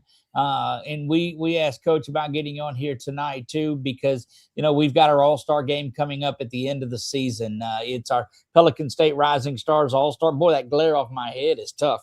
The Pelican State Rising Stars All-Star game is coming up, and we would like to officially invite you to be a part of that and come and represent Kaplan as an all-star in that game. Yes, sir. Thank you so much. Definitely. Look, this is one we identified a long time ago as being there, and just wanted to invite everybody in person. The game we were coming to, I think the team got the flu or something happened on it, and that game got canceled, so we're unable to get there. But certainly want to do that as well. And I wanted to do that now instead of the end of it, just so that we could make sure that you didn't have to sprint off to the starting line or anything.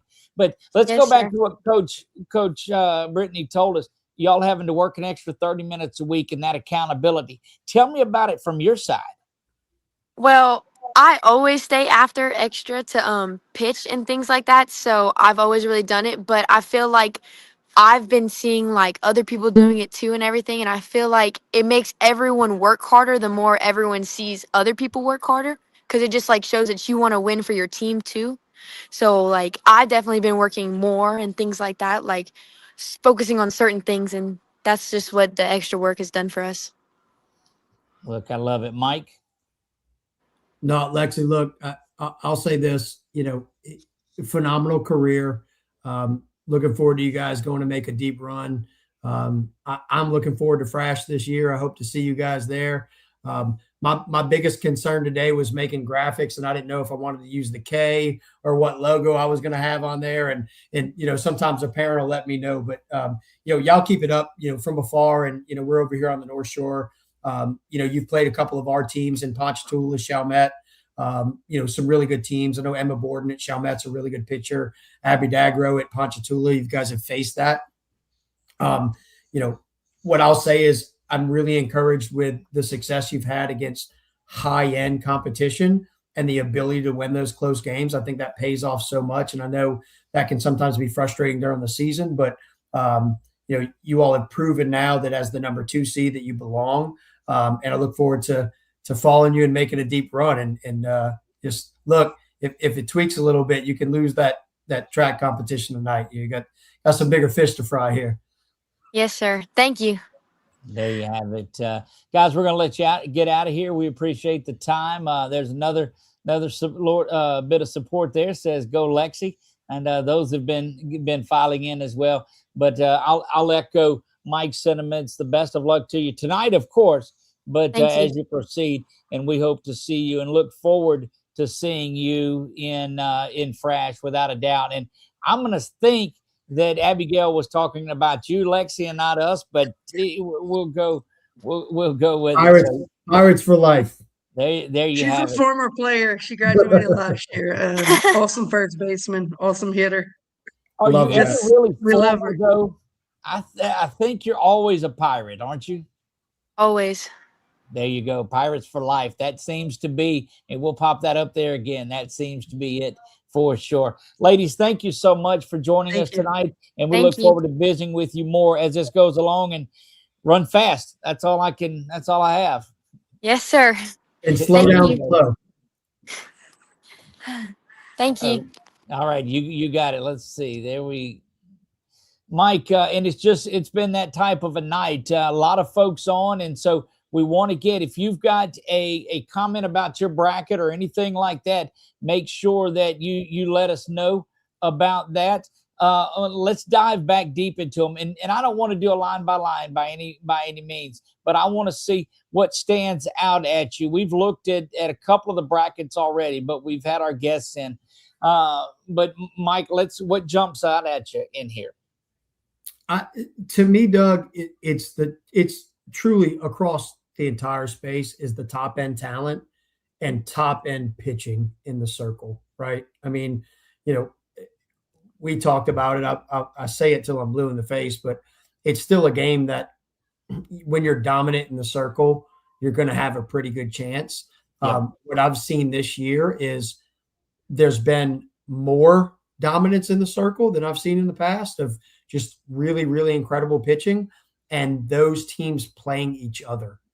You talk about Kaplan. I think they just lost a game to Parkview Baptist 4-5, right? Yeah. Those are phenomenal pitching matchups. We had one on Tuesday night, Monday night, which was Chalmette and Patrick Taylor. Emma Borden and Ashton Rogers had to be. Ashton Rogers, right? Yeah. A phenomenal matchup, which, Emma Borden hits a 2-1 run in the first inning, and that's it. It's a 2-1 ball game. But you see so much of that. What I think is interesting about softball and a little bit different than baseball is, I won't say you can just kind of pick chalk, right, in softball, but those top end teams, they're really well coached. They're really good programs. And not only do they have someone in the circle that's really good, but they can swing it as well, right? That's right. And that's the biggest difference. We've got, and we have teams and examples in this area, and they're around the state that you can go put up 12 runs, but you're going to give up 14 or 16, right? It's either a defensive inefficiencies or, some inabilities to throw strikes and those types of things. But when you see those top seed teams, they're really good in the circle. They're really good defensively, and they can swing their way sometimes out of those inefficiencies that they have. So that's the biggest thing to me. I hate to say it. I want to hit a fast forward button real quick to week 2, right? In softball, I kind of want to do the same thing in baseball right now, but it's exciting. I'm ready to see some of these teams. I don't like the bye. I think it's a wild thing to not play for 2 weeks in some instances, but everybody has to do it. So it's a reward, a pro and con for everybody, right? There you go. Team no bye week in the house, and no doubt about it. Look at that. Perfect timing, right? That's correct. So let's just briefly give the folks what they came here for too, and let's look at maybe the top 4 in some of these brackets. We'll go down one that you're familiar with. Select Division 1. Mount Carmel and Pineville kind of flip-flop throughout the year. Chappelle was there throughout most of the year. And hang on a second. If I'm going to talk about this bracket, it seems only right that we do it right. Is that Coach O'Brien? Right? Coach O'Brien's hat you got there, huh? Look, Coach O'Brien, he got it in there, and he says, "Is this big enough for your head?" And I didn't know what he meant by that, but no, a great group there. We picked up a couple of players from there. Taylor Allen and Mia Impastato are going to join us in our All-Star game too. But man, I'm telling you, they just loaded up from down your way, man. This just look, Coach Harper's got you with some lady wave stuff. Look, yeah, you're killing it there, man. I've got a couple of lady wave shirts, but let's take a look at the top 4 or 5 in that division and select Division 1 and just get your thoughts, because it is Mount Carmel. It's Pineville. It is Archbishop Chappelle, the Chips. And don't count when the chips are down. We be careful there. John Curtis, who's the defending champion. Ponchatoula is there as well. And you're sitting around with the St. Thomas More behind that. Tioga, Alexandria are there too. What does that bracket look like to you? I wouldn't want to play in it. I wouldn't want to coach in it.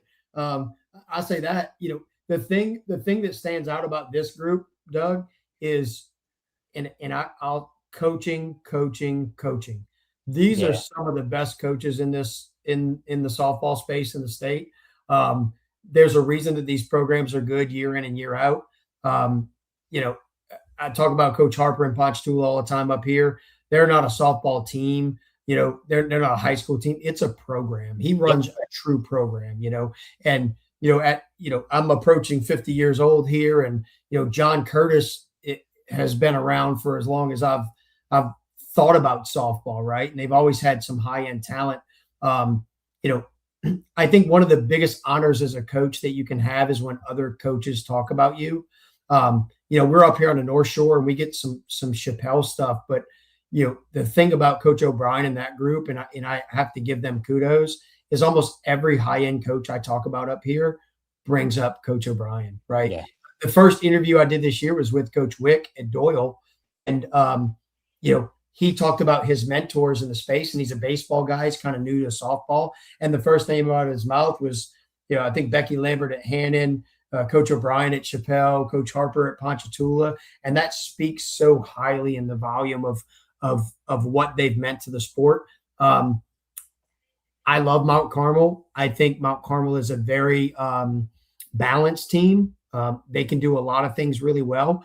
Chappelle has run into some bumps this year. I think they've had some times where they didn't play as well as Coach O'Brien has that standard, that program to be. Same with Coach Harper and Ponchatoula. I went and covered a Mandeville game, and Mandeville's a team that can swing it extremely well, but they didn't play well that day, and they lost that game. And Coach Harper was so nice of him to let me talk to the girls after the game, and that win was hard on them. And what I told them at that time was, it's hard on you because you've created this expectation and this standard as a program that you don't lose these types of games, right? And they lost to a very good team. But the balance up and down this is tremendous. I can speak of the 21 seeds, St. Scholastica. They haven't had a great season. They they haven't had a lot of success in the circle or really defensively. But there's a girl, Aubrey Ann Cullivan, that Kavanaugh, that is phenomenal, Doug. I mean, absolutely phenomenal. I don't know how many home runs she has on the year. I'll have to look it up, but she's probably approaching that 10, 12 mark, drives in runs every night. There's some other teams that are going to be playing. Dominican has had a decent year. I've seen Lafayette a little bit, but to me, it's going to come down to those top 6 seeds. You taught me a lot about that last year, going into this show, and I've learned a lot about it. Right. Careful about digging down too deep. That's right. Oh yeah. But there's a lot of high end talent. I love this bracket. This is probably one of my favorite ones at the top end, because I don't think anyone has such high end pitching that the rest of it doesn't matter. Right. That's great. And that's what's fun to me. I think there are some brackets where there's some really high end pitching that I'm just not sure that how everything else is going to matter. But this is one that there's going to be some close games, that defense and offense and putting balls in play and forcing defenses to make plays are going to be really important. I love watching the small ball part of this. I think this group, they can all swing it. They're all going to swing it. But at some point, you're going to have to defend a first and third situation. You're going to have to defend somebody, bunting first and third situations. And what do you do and how you defend those is going to be super important. And then for me, this is one of the best divisions in the state. It's Division I select. I like the ability to be able to throw and catch the ball and have catchers who can limit extra bases, right? I think that's going to be super important for pitcher-catcher relationships to eliminate those stolen bases. And these are all very well-coached teams. I love this from an old school baseball standpoint. It's old school baseball. Everything's going to matter. The way you play, the way you position defensively, tagging up and getting behind balls and cutting balls off and backing up. I love this time of the year. And for this, something's going to happen in the last 2 weeks of this, that those small things are going to matter. Look, and what you do is, are you at an age and are you at a time where you can block out all that's going on at Frasch? Because let me tell you, it is a different animal there. The ball rolls true. The ball flies off of it too. There's no rocks on the turf. Everything is smooth out there. So it's just run what you brung. But then a big play happens on field 2 or on field 4. And just for a second, you move your head and you listen to what's going on. Strike 3. That's tough, boy. Anything can happen at Frasch, and that's what they tell you. I call it the airport. Just when you got your eyes on a plane taking off, something else is going on over here, and this plane's landing, and that plane's taking off. It's absolutely wild. And look, I don't know if you've ever been to a volleyball state championship in Lafayette, but it's the most similar thing. 3 courts going on under one roof at the same time with 6 different fan bases. It's very similar. There it is. Let's jump over real quick to Select Division II. Vanderbilt Catholic, the Terriers look to go back-to-back on this. E.D. White, Shelby Growing Company are going to have something to say about that. Buckeyes lurking again. St. Charles is there. Patrick Taylor from down, I say in your neck of the woods, but it's a long way from where you are. But it's not that far around here. I guess not. Up here is far for you. But Coach Rain and the Lady Tigers, you talked about Ashton Rogers.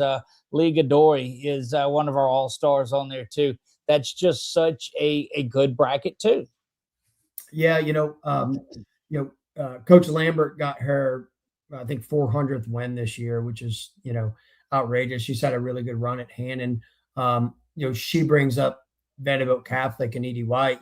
Like, hey, can we catch them during the regular season? That's been a program that it's been a few years now that Vanderbilt's been extremely efficient, right? And that's another one we talk about, hey, who you are in the circle versus who you are around that person is really important. Hannon sitting at the 3 seed, I love the Lady Hawks. I think the world of them. I think they might be the best hitting team in that group.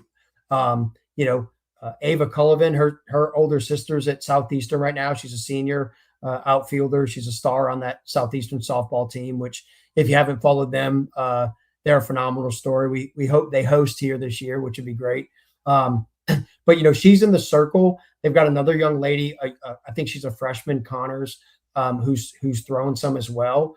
The thing that I like about the Hannon team is it's a bit like Ponchatoula in that I think they have the ability to swing themselves out of other areas of concern, right?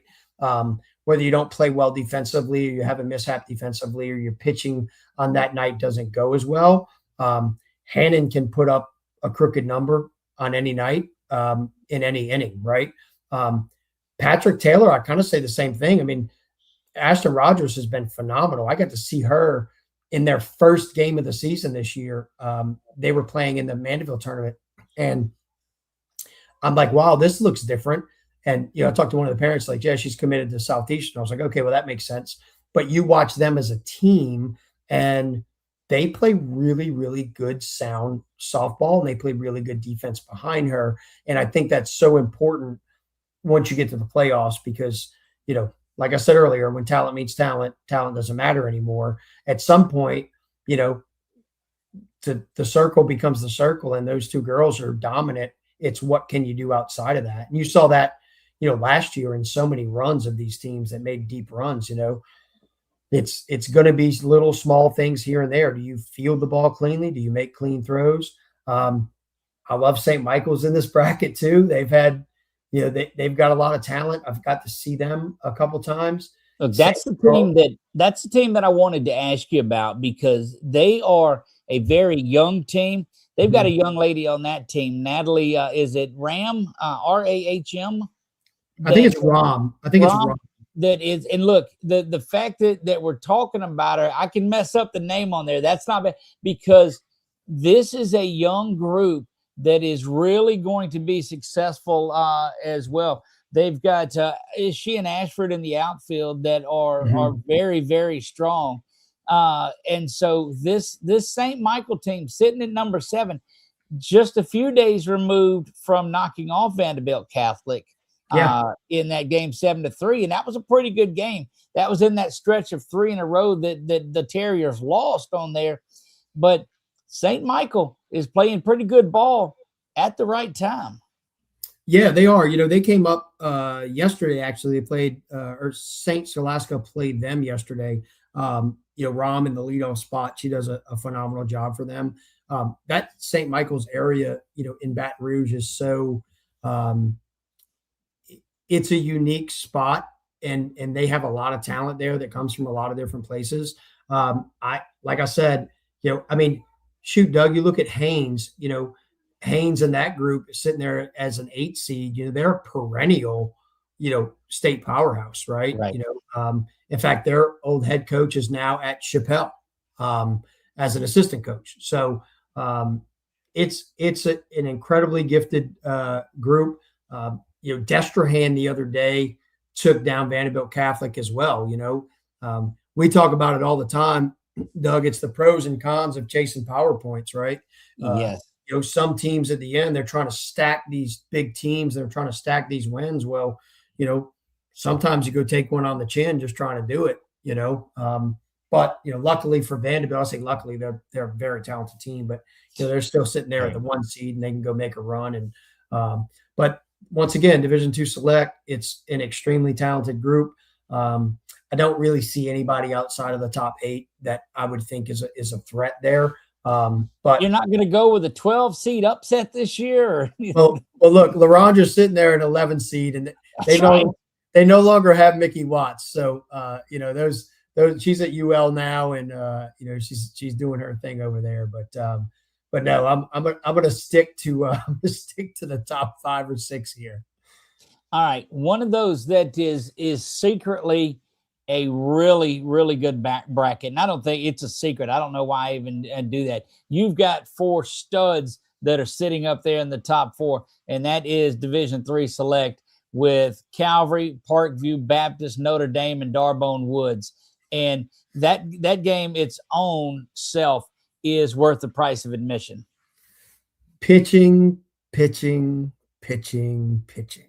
I mean, Yeah. that's, you say that this game's won in the circle. That is what it is. I mean, look, and I'm not going to knock our teams up here. North Lake Christian is a 6th seed and St. Thomas and Aquinas, sitting there as a 7th seed, and they've had great years. In fact, Abigail Willie at North Lake Christian, her last 2 games have had almost 30 strikeouts, and she's really good in the circle. The difference, Doug, is when you have to, can you get production out of your lineup in multiple spots? That's just the reality of the game, right? A lot of teams 1 through 3 or 1 through 4 have the ability to put balls in play and put pressure on you. They're really good teams, and all 4 of these are really good teams. I'll throw St. Louis Catholic in the group too. They have girls at the bottom of the lineup that can still produce and do things to win games. I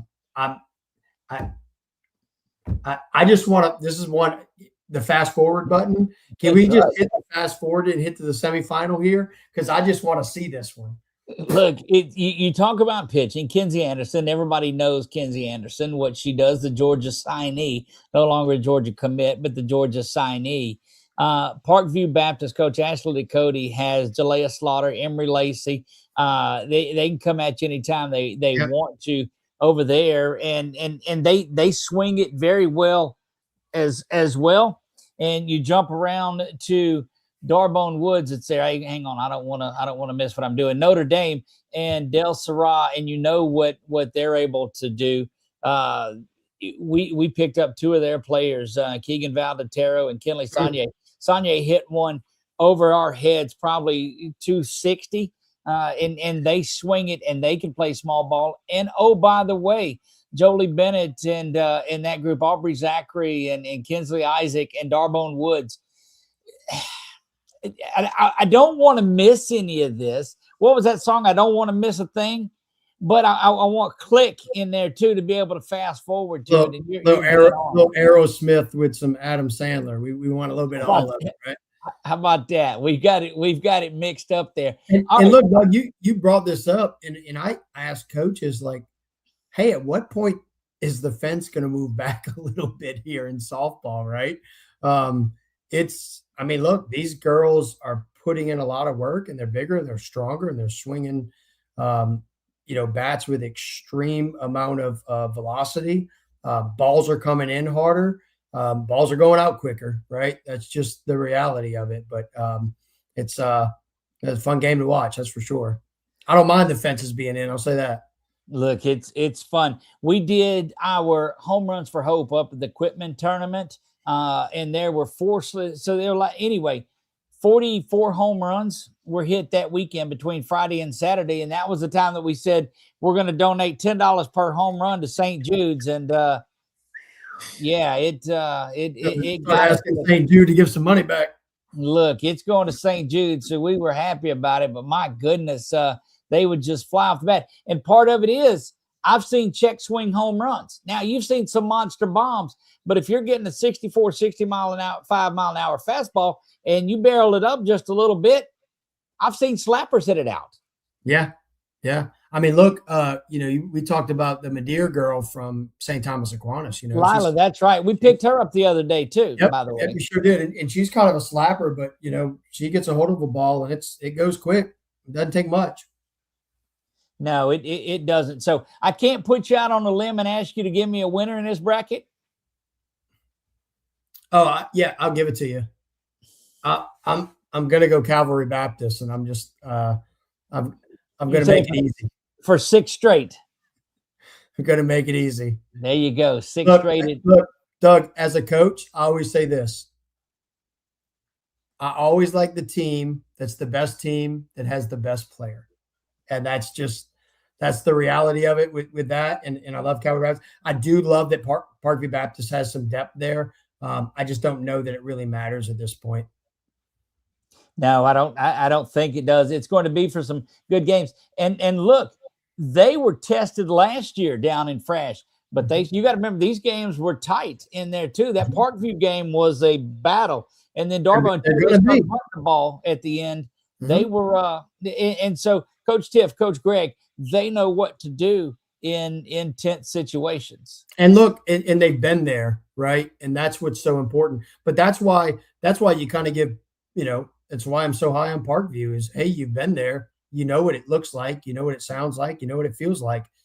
Hey, you got to just change the narrative, and it only takes one swing or one misplayed ball. That's the reality of it, and that's why these coaches are so good at what they do. Like that. That's exactly right. So I'm not going to go out on a limb and pick right now. I'm going to save that for a later show. So maybe there's some drama saying that Calvary's not going to get 6 in a. And I'm not going out on that limb. That's not a limb I want to jump down in one of the most wide open brackets, and that is Division 4. You've got the defending state champions and the Menard Lady Eagles sitting at number 7. Riverside Academy, Glenbrook 1 and 2 in that one. Much different top of the bracket than there was last year. Anybody can win this one. Yeah, I thought the same thing. I was actually talking to somebody earlier today because I didn't know much about Division 4, and that's kind of the overall sentiment, which is a fun, absolutely outrageous, thing to be able to watch is, I think in the next 2 weeks, you could see some of these teams not playing, which is even more crazy to think about because they've had phenomenal years. But, I love these types of brackets because I think coaching matters. I think the things you do in the off season matters. I think the little things you do matter.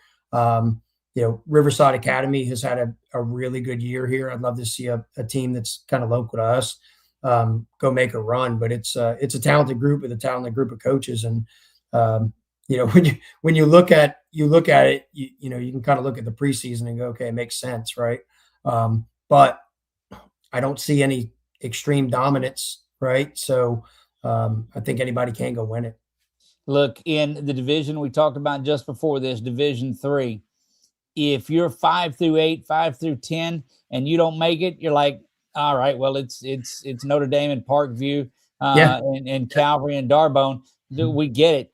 In this one, if you're 5 through 10, you're like, man, we missed an opportunity. We had a shot at this. Yeah.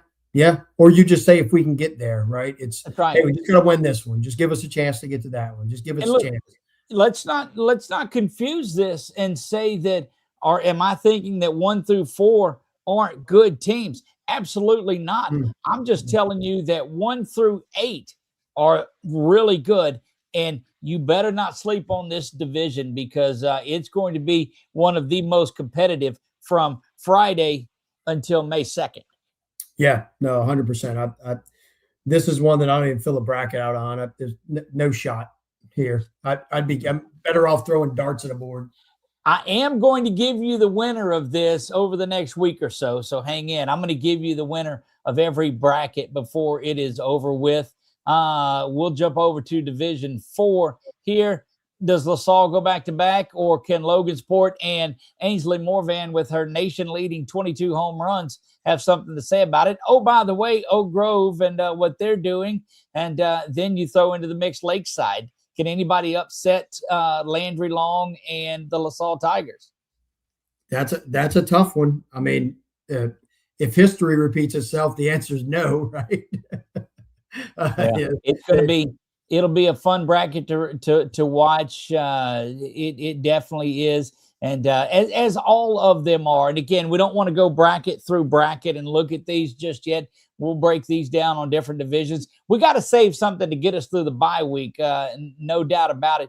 Last one I'm going to ask you about tonight is that big battle in Class B. I don't know how much you know about Class B, but Quitman, all they've done is go back to back, and they're sitting 2 points behind the number 1 seed, Stanley, that is in there. Stanley looks poised and ready to go. But how do you bet against the back-to-back state champions? And, oh, by the way, Hicks is knocking on there too. Yeah. Look, I mean, it's another one that I wouldn't want to have to make a bet. I think I'm probably going to wait till the semifinals to make some kind of read on it. to kind of see how things go. But it's hard to bet against Quitman at this point. I mean, if history is the telltale, it's where it is. But kudos to Stanley. They made a great season, a great run. They're on the other side of the bracket, which is encouraging for them, right? And then once you get to Frasch, like you said, Doug, anything can happen. Anything's possible. Anything's possible. You look at Stanley, and they drop a 2-0 game against Calvary. And when you only allow 2 runs to that team, that's pretty phenomenal. But so here's my take on Quitman, and everybody looks at it, and of course the LSU pitcher is gone. Callie Deal is gone, playing in Baton Rouge. So everybody said, "Oh well, we got a shot at Quitman again." Let me tell you, you got some ball players down there. Maggie Guyot, the Louisiana Tech signee, is there. Hallie Kate Pullig over at second base and wherever she needs to. Young gun that is going to be a name a lot of years is Brenna Lampkin. She is one of those that can really do whatever Coach Dodson needs. And so it's up and down the lineup. If they can make sure that their defense is shored up, they're going to be just fine in this one too. Am I ready to tell you they're going back to back to back? No, because I've got to save drama for another show. So, well, and look, we talked about that other bracket in Riverside. Stanley loses that game earlier this year, 1-0 to them. Down the stretch, that Calvary Baptist game is really close. They lose their last 2 to Winfield and Natchitoches Central, very good teams. I love what they've done with their schedule to get to the 1 seed, which is they played some really tough competitions. And even in those losses, they played them really well. Now it's a matter of, we talked about Kaplan earlier. Can you win those 1-0, 2-1 games? That'll be really important for them. But, they put themselves in a position with their schedule. They played a lot of really big schools. I don't know. We'll see what Stanley does here in the next couple of weeks, but I like it. Look, it's going to be fun. You bring up a name, and I want to talk about this before we get out of here. That goes back to that non-select Division III is where it at. Gina is sitting there. Yep. There's been a lot of change, and that was the bracket that held the brackets from getting there. But Kaplan is in that one. French Settlement, Malloy Miles is in there. But do not sleep on Winfield and the Lady Tigers. Mm-hmm. And they have played. They've got great pitching, great hitting, and a coach that goes along with it. Coach Ronnie Abels is as solid as you'll get. Carly Caskey is there in the circle. Santana, I can't remember her name, but I've had 350 teams that we're talking about, and I'm going to get in trouble for not remembering that one. And look, this has no bearing on anything, but here you go. How about this? Take a look here. We got the red one and we got the white one. So let's get this out of here. And am I Lee Corso in this yet and putting on the helmet yet? No, I'm not. But I'm loving the Lady Tigers and what they're doing. I love it. I love it. Look, I got to make you feel better too. I'll put my French Settlement hat on too. We've got this one. Let me see what else we got in here. This is for you. The Lady Cavs. That's your shot to win. You should have got that one signed, my man. I understand. Look, we ain't done yet. Boy, I can't not wear a hat. So let's go as we end things out with Santa Monica. So, I mean, like Johnny Cash, I've been everywhere. This is great. Hey, now, Doug, I got one for you. All right. And I didn't get to ask your coach this earlier, and maybe you covered it, but maybe you can tell me, which is, how crazy is it that you get your announcement today and games are happening tomorrow, right? So your ability to scout, game plan, now you kind of know where it's going to end up, but so many teams played night before last that, it comes down to a few numbers and you're playing, 30 hours after you received your bracket. And look, that's what part of can you still hear me? Yep. Okay, I had to switch mics on there. I've been on this one so long, my battery died on that one, but we'll take that. Look, that's what's the one good side about the bye week. It's show and tell here, by the way, on these hats, and I'm gonna see if you could name all of these that I've got. But let's go with another one here. How about that? Ooh, You know that? that one's tricky. That's the Comets. That's not St. Charles Catholic. Yes, sir. That's the Oh, it's Comets. a little new logo there. It got actually, I'm gonna tell you why. Is the yellow, the gold looks a little more bronzish than typical for St. Charles Catholic. It might be my camera. That's Maybe so. But that's the River Parishes. I'll know that one all day. All right. So no, we had them in Parkview. Chloe Brady we got on the All-Star game too. She's a good one. But no, this is just, man, it's a lot of fun. And that's that decision between a bye week or no bye week. Look, they're watching in from Winfield too. They're looking in. Way to go Tigers. You bye week, you get a chance to heal up, but these girls are used to playing every day or every other day. So you want to get on out there and go play. I think it helps to relax. If you've got a choice, if anybody down in Baton Rouge is listening, get rid of the bye week, cut it down to 16 teams that are in here, and extend the regular season about a week just to give you some buffer. If we'd have got any rain this year, we'd have been in trouble and wouldn't have had all of those games. They're expected to play 33 to 34 games in 57 days, and that's why you see so many tournaments that are going on. Doug, I got one for you. Let's have it. Hey, after our state championship, can we get all the state winners to compete against each other for one? So you saw what we did last year, right? Yeah. We did our fictitious, and we took all of them and we made a fan vote. And I'm telling you, I think I got more viewership and response on that than I did the actual tournament games. You did. How hard is that to beat? And look, I think softball is a little bit different, right? And, arm management and pitch counts and those types of things. I think you have the ability to do it. And I'll say this, it's a bit like basketball, right? When you have 5, 9, 10 players, it's a little bit different than football when larger numbers are different. That's right. Doug, that's a gorgeous hat right there. This is my Glenbrook Apache hat. Look, some of the best color combinations in sports right there. That light blue and red on black is phenomenal. And you can just about imagine they're going to have good-looking uniforms when they've got a flag with their head coach's face on it out in center field. Coach Tyler Cox, the girls got him one, and it's right out there beside the U.S. flag and the Louisiana flag, and there's a Coach Tyler Cox flag. Never been to Sulphur as a coach. He's sitting at number 2 now, and he thinks that he's got an opportunity at it this year, and they're loaded. But that's my Lady Apache's hat, Apache softball. I love that. They've done themselves justice with that one. They absolutely have. Zoe Fitz on there saying, she talks about yours. Yes, a mega state champion. And look, these girls play all throughout the season. Why not?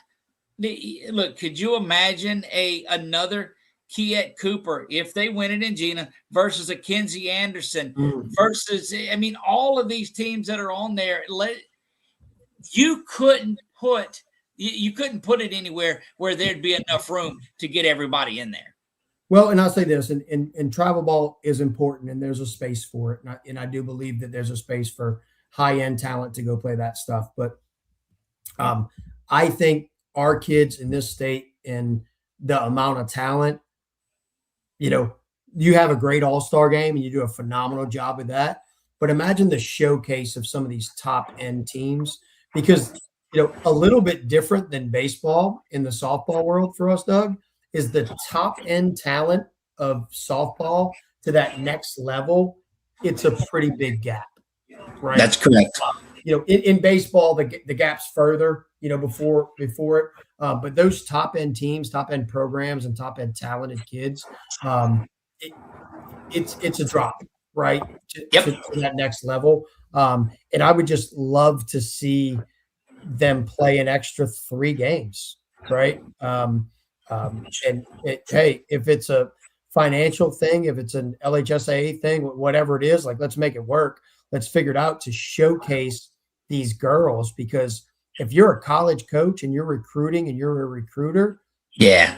hey, do you want to go watch 47 teams play in July, or do you want to go see the top 12 teams in Louisiana play in June or at the end of May, right? Well, I know that's my why girls. that's why we're trying to get these 60 players, and that's one of the announcements that wanted to make tonight too, is that we've added a fifth team, and so we'll have 75 girls down there now playing in this game, and we're filling that up just as quick as we can. We tried to go around and invite folks in person, but you can't do it. One of the places, and this is my final hat of the night, one because the others are in the office. I've got some at my office on there too, but Notre Dame? how about Coach Del Serra in Notre Dame? Yes, indeedy. And if you've not been inside their facility, you need to go by there and take a look at all of the success they've got, and the players are in college and that have their helmets and their names on a plate inside there. Boy, it's a great facility. And look, if you're not sinking money into your kids, you've heard it. You either are or you're not. They're doing it. There are a lot of teams around here doing it. And, man, these girls are giving so much. And Doug, you see this, you get to go around, and I'm fortunate and blessed to be able to do the same. I think there's a direct correlation to facilities, how teams are managed from a program standpoint, and success on the field. It's no secret. The ones that do it right, they do it all right, right? Grades matter, weight room matters, off the field matters, the extracurricular stuff matters. There's some coaches, and I give Coach Harper credit all the time. Coach Harper in the summer, he travels around and goes and watches his girls play on their travel teams just to go support them, right? But when you walk into a facility and you see history of stuff, I can tell you that's a 21 team. Yep, there ain't no doubt about it. So look, here's a comment that we've got, and look, I'm not understanding this. Coach says we got to get Mike some gear ASAP. I don't have any of that that Patrick Taylor gear either. I need to look. It'll match my shirt too. Look, we tell Coach Lance I've got, my office is here. I can't even get my camera around that far, but my things over there, and I've probably got 60 hats over there sitting on top of there. And then behind me, we're about to have a whole rebuild with football helmets across the top and all the other stuff. So I'm excited about it. But Coach Rain, we'll get down there and see you. We'll make sure we rock some Tiger gear in the same time. Well, I'm hoping to see them again. Of course, we've got Leah Godoy that's going to come up and play. So I'm holding out that I'll either get some in Frasch from him or I'll get some in Pineville when they come up for that. Well, look, and Doug, I get to say this. I've been very fortunate and very thankful for everything that North Shore Prep Report has been for me and starting it and being able to cover things. But I'm from the South Shore. I'm a South Shore public school guy, from Destran High School. So for me to get to see, obviously I went to Destran and Coach Perrier and that group, they've got a bye this year, which is great. They've done great. What Coach Rain is doing at Patrick Taylor, Chappelle's consistent success, Mount Carmel, St. Charles Catholic and Vanderbilt Catholic down in Homa. All those places are near and dear to me, which is this whole thing's kind of been full circle for me. But, I couldn't be more proud of Coach Rain and that group just for the growth that they've had as a full program. Look at that. Coach has got you covered. See, I absolutely love it. Look, and Mike, we've talked about this last year when you and I first met. It's been about a year since we've kind of been doing this thing together, and we launched out this dash. I think both of us have a lot more confidence and swagger this year in what we're doing. Folks are starting to see the real us. And man, I'm gonna tell you, everywhere I go, folks are just so good. They are this softball nation. And look, you're still covering. You're covering a lot of it. I'm blessed to have guys that are often doing it. Look, it is, and man, this softball nation is so good. They are this community, this family. Doug, I started last year covering baseball, we had 6 teams that we started covering in February last year. And, by the time end of baseball, it was, in 18 or 19, and then football came, and, now we're in the 30s of the number of teams we covered. Softball's been such a great space for me because of the passion, energy, and positivity that's involved in the sport. That's right. Now, with any sport, you're going to have parents and you're going to have kids, right? And that's okay. But what I'll say about the softball community in whole is the energy and positivity is you gravitate to it. Like I love going to some of these games. Coach Wick said it, in the first time I talked to Coach Wick this year at the Mandeville tournament. He said, Mike, I was a baseball guy and I came to a softball game and I got infatuated with the speed of it. Right. That's right. I go to a softball game before. I mean, I look up and it's the 5th inning. I'm like, what just happened? Right. I go to a baseball game. We're in our 6th pitcher in the 3rd. And I'm thinking, baby, put the dinner in the microwave. I'm just going to heat it up when I get home. And brother, here's what you don't do. And so my cameraman is a young man. He's an intern for me for Louisiana Christian University. And he runs a camera for me. And we were at that Menard Pine Prairie game last night. Right. And we're zooming through 3 innings, nothing to nothing. And you know how quick that game is going. And he looks over at me and he says, we're rolling on. We're going to be out of here quick. An hour later, we're in the 4th. All right. So this was I looked back at my broadcast and we started a little bit beforehand, but it was a 3-hour broadcast. I was like, dude, don't ever get to do that again. Well, it makes you feel any better. I went to Southeastern on Monday night. Hannon played Holy Cross in a baseball game there, and it was going into the top of the 7th in an hour game. That game was over in an hour and 10 minutes. Oh my goodness.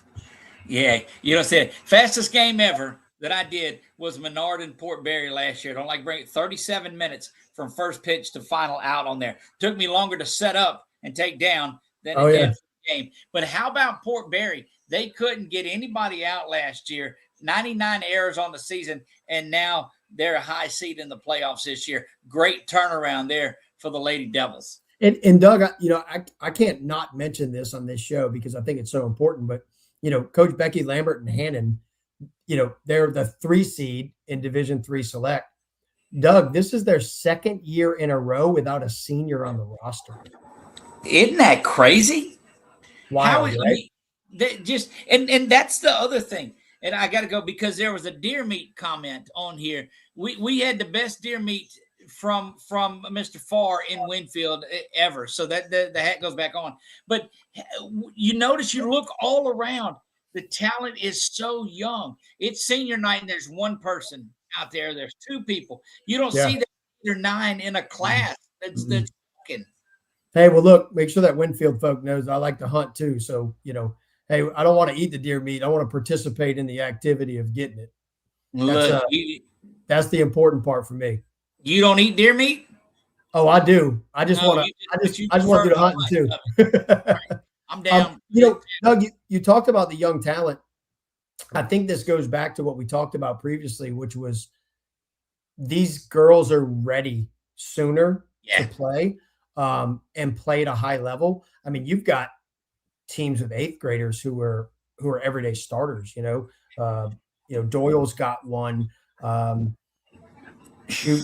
Coach Lambert at Hannon's got a couple that are going to be ready here real soon. But you see it. Bunky has a center fielder that's an 8th grader that would make our team if she was old enough. She's too young for the Rising Stars game. Best arm that I've seen in the center fielder from a youngster like that. These class of 30 and 31s. Come on. Not like making you feel old. When I have to start writing 2030, it doesn't feel right. But look, these restaurants and these places, anytime if you get, they card you in there. And with me, they just look for the 19 on the front of it. I was like, come on, man. But I get it. I mean, I've earned this gray hair. There's no doubt about it. Well, I get to say I'm a 70s baby, and it's not by a lot, but it's enough for people to go, ooh. 70s. Ooh, right. Last question for you, and then we're going to get out of here for the night. And I'm going to put this one on you, kind of like the question that I opened up Coach Brittany LaBeouf with on there, because I gave it to her right away, and she was right to come back on it too. Tell me which one seed is the first to lose and doesn't go down. Oh. I won't say they don't get to Sulphur. I'm not going to put that on you. But which one seed doesn't win? Hold on. I'm going to get here for you. Let me get to this. Not that one for sure. Not that one for sure. Not that one. Look, so Claire chimes in. While you're looking for that, Claire McDowell chimes in and said, let's go Parkview Lady Eagles. Yes, and my Parkview hat is in the car. I think it's in the car. It might be hanging up on my hat rack as I walk in the door because I wore my Parkway my Parkview hat the other day. So I did get one from Coach Ashley Ducote, a Parkview Lady Eagles hat. I just don't have it here. You know what, Doug? I'll give it to you. My local folks won't like it, but I'm going to say Walker High School in Division I non-select. I think that thing's a little bit wide open, and I think there's some teams that are really talented. And I'll say this: the thing about this group, even outside of the top 6, is some of these teams can swing it, really swing it, right? I'll use Mandeville sitting there at a 22. They play at 11 barb. Mandeville put 12, 13, 14 runs up on anybody. It's a matter of, what they do in the circle and can they defensively, Hanville sitting there at number 8. But don't be confused by Hanville and the coach that they have and what they've brought over and this talent that they've got. Don't let that 8 seed fool you. They will be battling for a championship within the next couple of years. I don't think they're there this year, but I'm telling you, you keep an eye on those guys. Doug, talk about a district rival. I'm a Destrehan guy, right? Those Destrehan Hanville games over the next couple of years are going to be extremely good. Look, we could do this on. I almost got on and went live at midnight just because I know that they had that refresh and you saw some of them. I don't know that I will sleep between now and May the 3rd. I just I don't know it. So you're saying local product Walker, and you do know that Coach Haley Westmoreland was on the show to lead things off tonight. And she had Oakley Bailey with her, and she had Harley Ushery with her, and they flat kill the ball. Look, all I get to say is Doug made me do it. It's the 446 show. It's not my show. There you have it. Look, I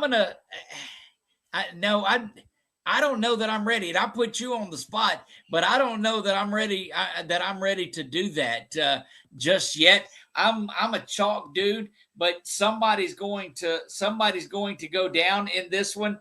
I'll get run out of here if I pick anybody local. There's no doubt about it. All I can tell you is that half of the ones are not going to win this year. Half of the ones, there are 10. I'm telling you, 5 of them aren't going to do it. I'm not going to tell you which 5 because I've got to keep going and save the drama. But before we get down there, I will. But of the 10 number 1 seeds, 5 of them will not hoist the trophy this year. Well, look, we're going to hold you to it. We're going to make you pick them. Look, if it's not next week or week after, you're going to pick those 5. It's coming. Look, and I had somebody come up to me at the games last year, and they told me when I didn't think that anybody would get past Edie White in that bracket. They said they took this show and put it up on their bulletin board, and that's what got them to the championship game. And I was like, yes, I love it. Well, if it makes you feel any better, this will hit close to home. We did a top 10 that was messed up, and it wasn't done the way I wanted it to be done, but it made it out. And there was a basketball team, North Shore High School. It wasn't in the top 10. It ended up being the best team in the area. And they wanted to make shirts that said not top 10 with the logo of North Shore Prep. And I'm like, you know what? That's great for business. What's the old adage? No bad pub is good. Bad publicity is still publicity. We'll take it. Look, so, if anybody wants to wear one of those shirts that says big logo 446 Sports and below that stinks, I'll take it. Yes. Well, and look, I say this, Doug, and you deal with this a lot, in our North Shore area, and we, almost 40 teams now. I tell everybody, my least favorite time of the year is district play because we go 500 every night, So That's right. one of my friends is going to lose and one of my friends is going to win. That's just the reality of it. And look, it's tough, and I've got to be, man. This and the more that we get immersed in this, we have made so many friends around this area, and so many that are battling each other in those brackets and are going to be in those top 4 and are going to be fighting along. But man, I wouldn't have it any other way. This is it's phenomenal, folks. Before we get out of here tonight, you're still watching. There's a few dozen or so that are on here. A lot of folks have been in and out. Give us a thumbs up down in the comments and let us know that you're ready for the Dash for Frasch. We're going to play that song. You hadn't heard the song yet, have you, Mike? I think I did recently. You may have early. We're going to go ahead and get out of here. So leave us the thumbs up. Mike, could not do it without you. I know you got baseball to get on and go do. So we appreciate that. Let you get some sleep. You're jet lagged and all of those things. But keep up the great work on there. We love the North Shore recruiting and look forward to working more hand in hand with you too. Hang on just a second. We got to. Oh, there you go. Yeah, big shout out to Coach James Spearman. Was cutting grass tonight and couldn't be on here, but we're going to have a sit-down interview with him before the next bit of time goes. Hey, Doug, before you leave, I think this is important to say, and I mean this when I say this, and I know you deal with the same thing. The worst part, and I get so excited about this time of the year because you get to see all this fun stuff. The hardest part of doing this is you form so many relationships with not just coaches, but players as well. And when it ends for them and you don't get to cover them anymore and that personal relationship feels gone, that's probably the hardest part about doing this. It is, and these coaches, they face it all the time, because you get back and you just get and I look at my kids now. I've got a 20, I butcher this every team, 26 and 24-year-old, I guess, 25 and 27. I don't know. Anyway, and seeing them successful is what does it. And every one of these young ladies that we cover and the gentlemen that we cover in football and baseball and basketball are going pro in life. Yep. And what this teamwork and this bonding and this growth gets them is that they're going to be ready for this nasty old dirty world that's ready to knock them down every step of the way. And when you're paying your own bills and you got your own mailbox, that's when life starts. They're ready for it. And seeing these kids get successful at life, man, that makes it, let's get up and do it again tomorrow. And that's such a testament to these fine coaches who commit so much time. I say it all the time, as a coach, you 90% of the time commit more time to other people's kids than your own, and I know you, like myself and so many others, we wouldn't all be here if it wasn't for the people that were involved in our life and mentorship. And 99% of those are coaches at some point.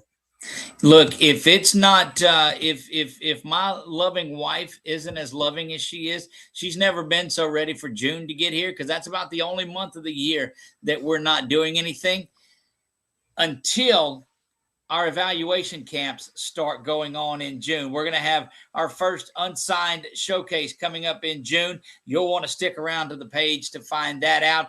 I'm tired of these kids not getting exposure, and we're going to help bring that along too. So love it. Keep grinding, keep doing what you're doing, my man, and we appreciate you stopping by with us tonight. All of those that participated, those that are still around, even the one that laughed at some of them. And I had one Facebook laugh from Jessica Chandler, and it was probably because one of my silly picks somewhere along the way. But I appreciate it because, look, it's almost a kiss of death if I pick you to win it. I'm going to tell you, just ask 8 of the teams last year. I only got 2 right last year. One was the Chalk in Calvary, and one was LaSalle. So, I mean, and they went on and won both of those. But that's going to wrap it up for tonight. We'll have another – actually, we'll get this one last comment out of the way.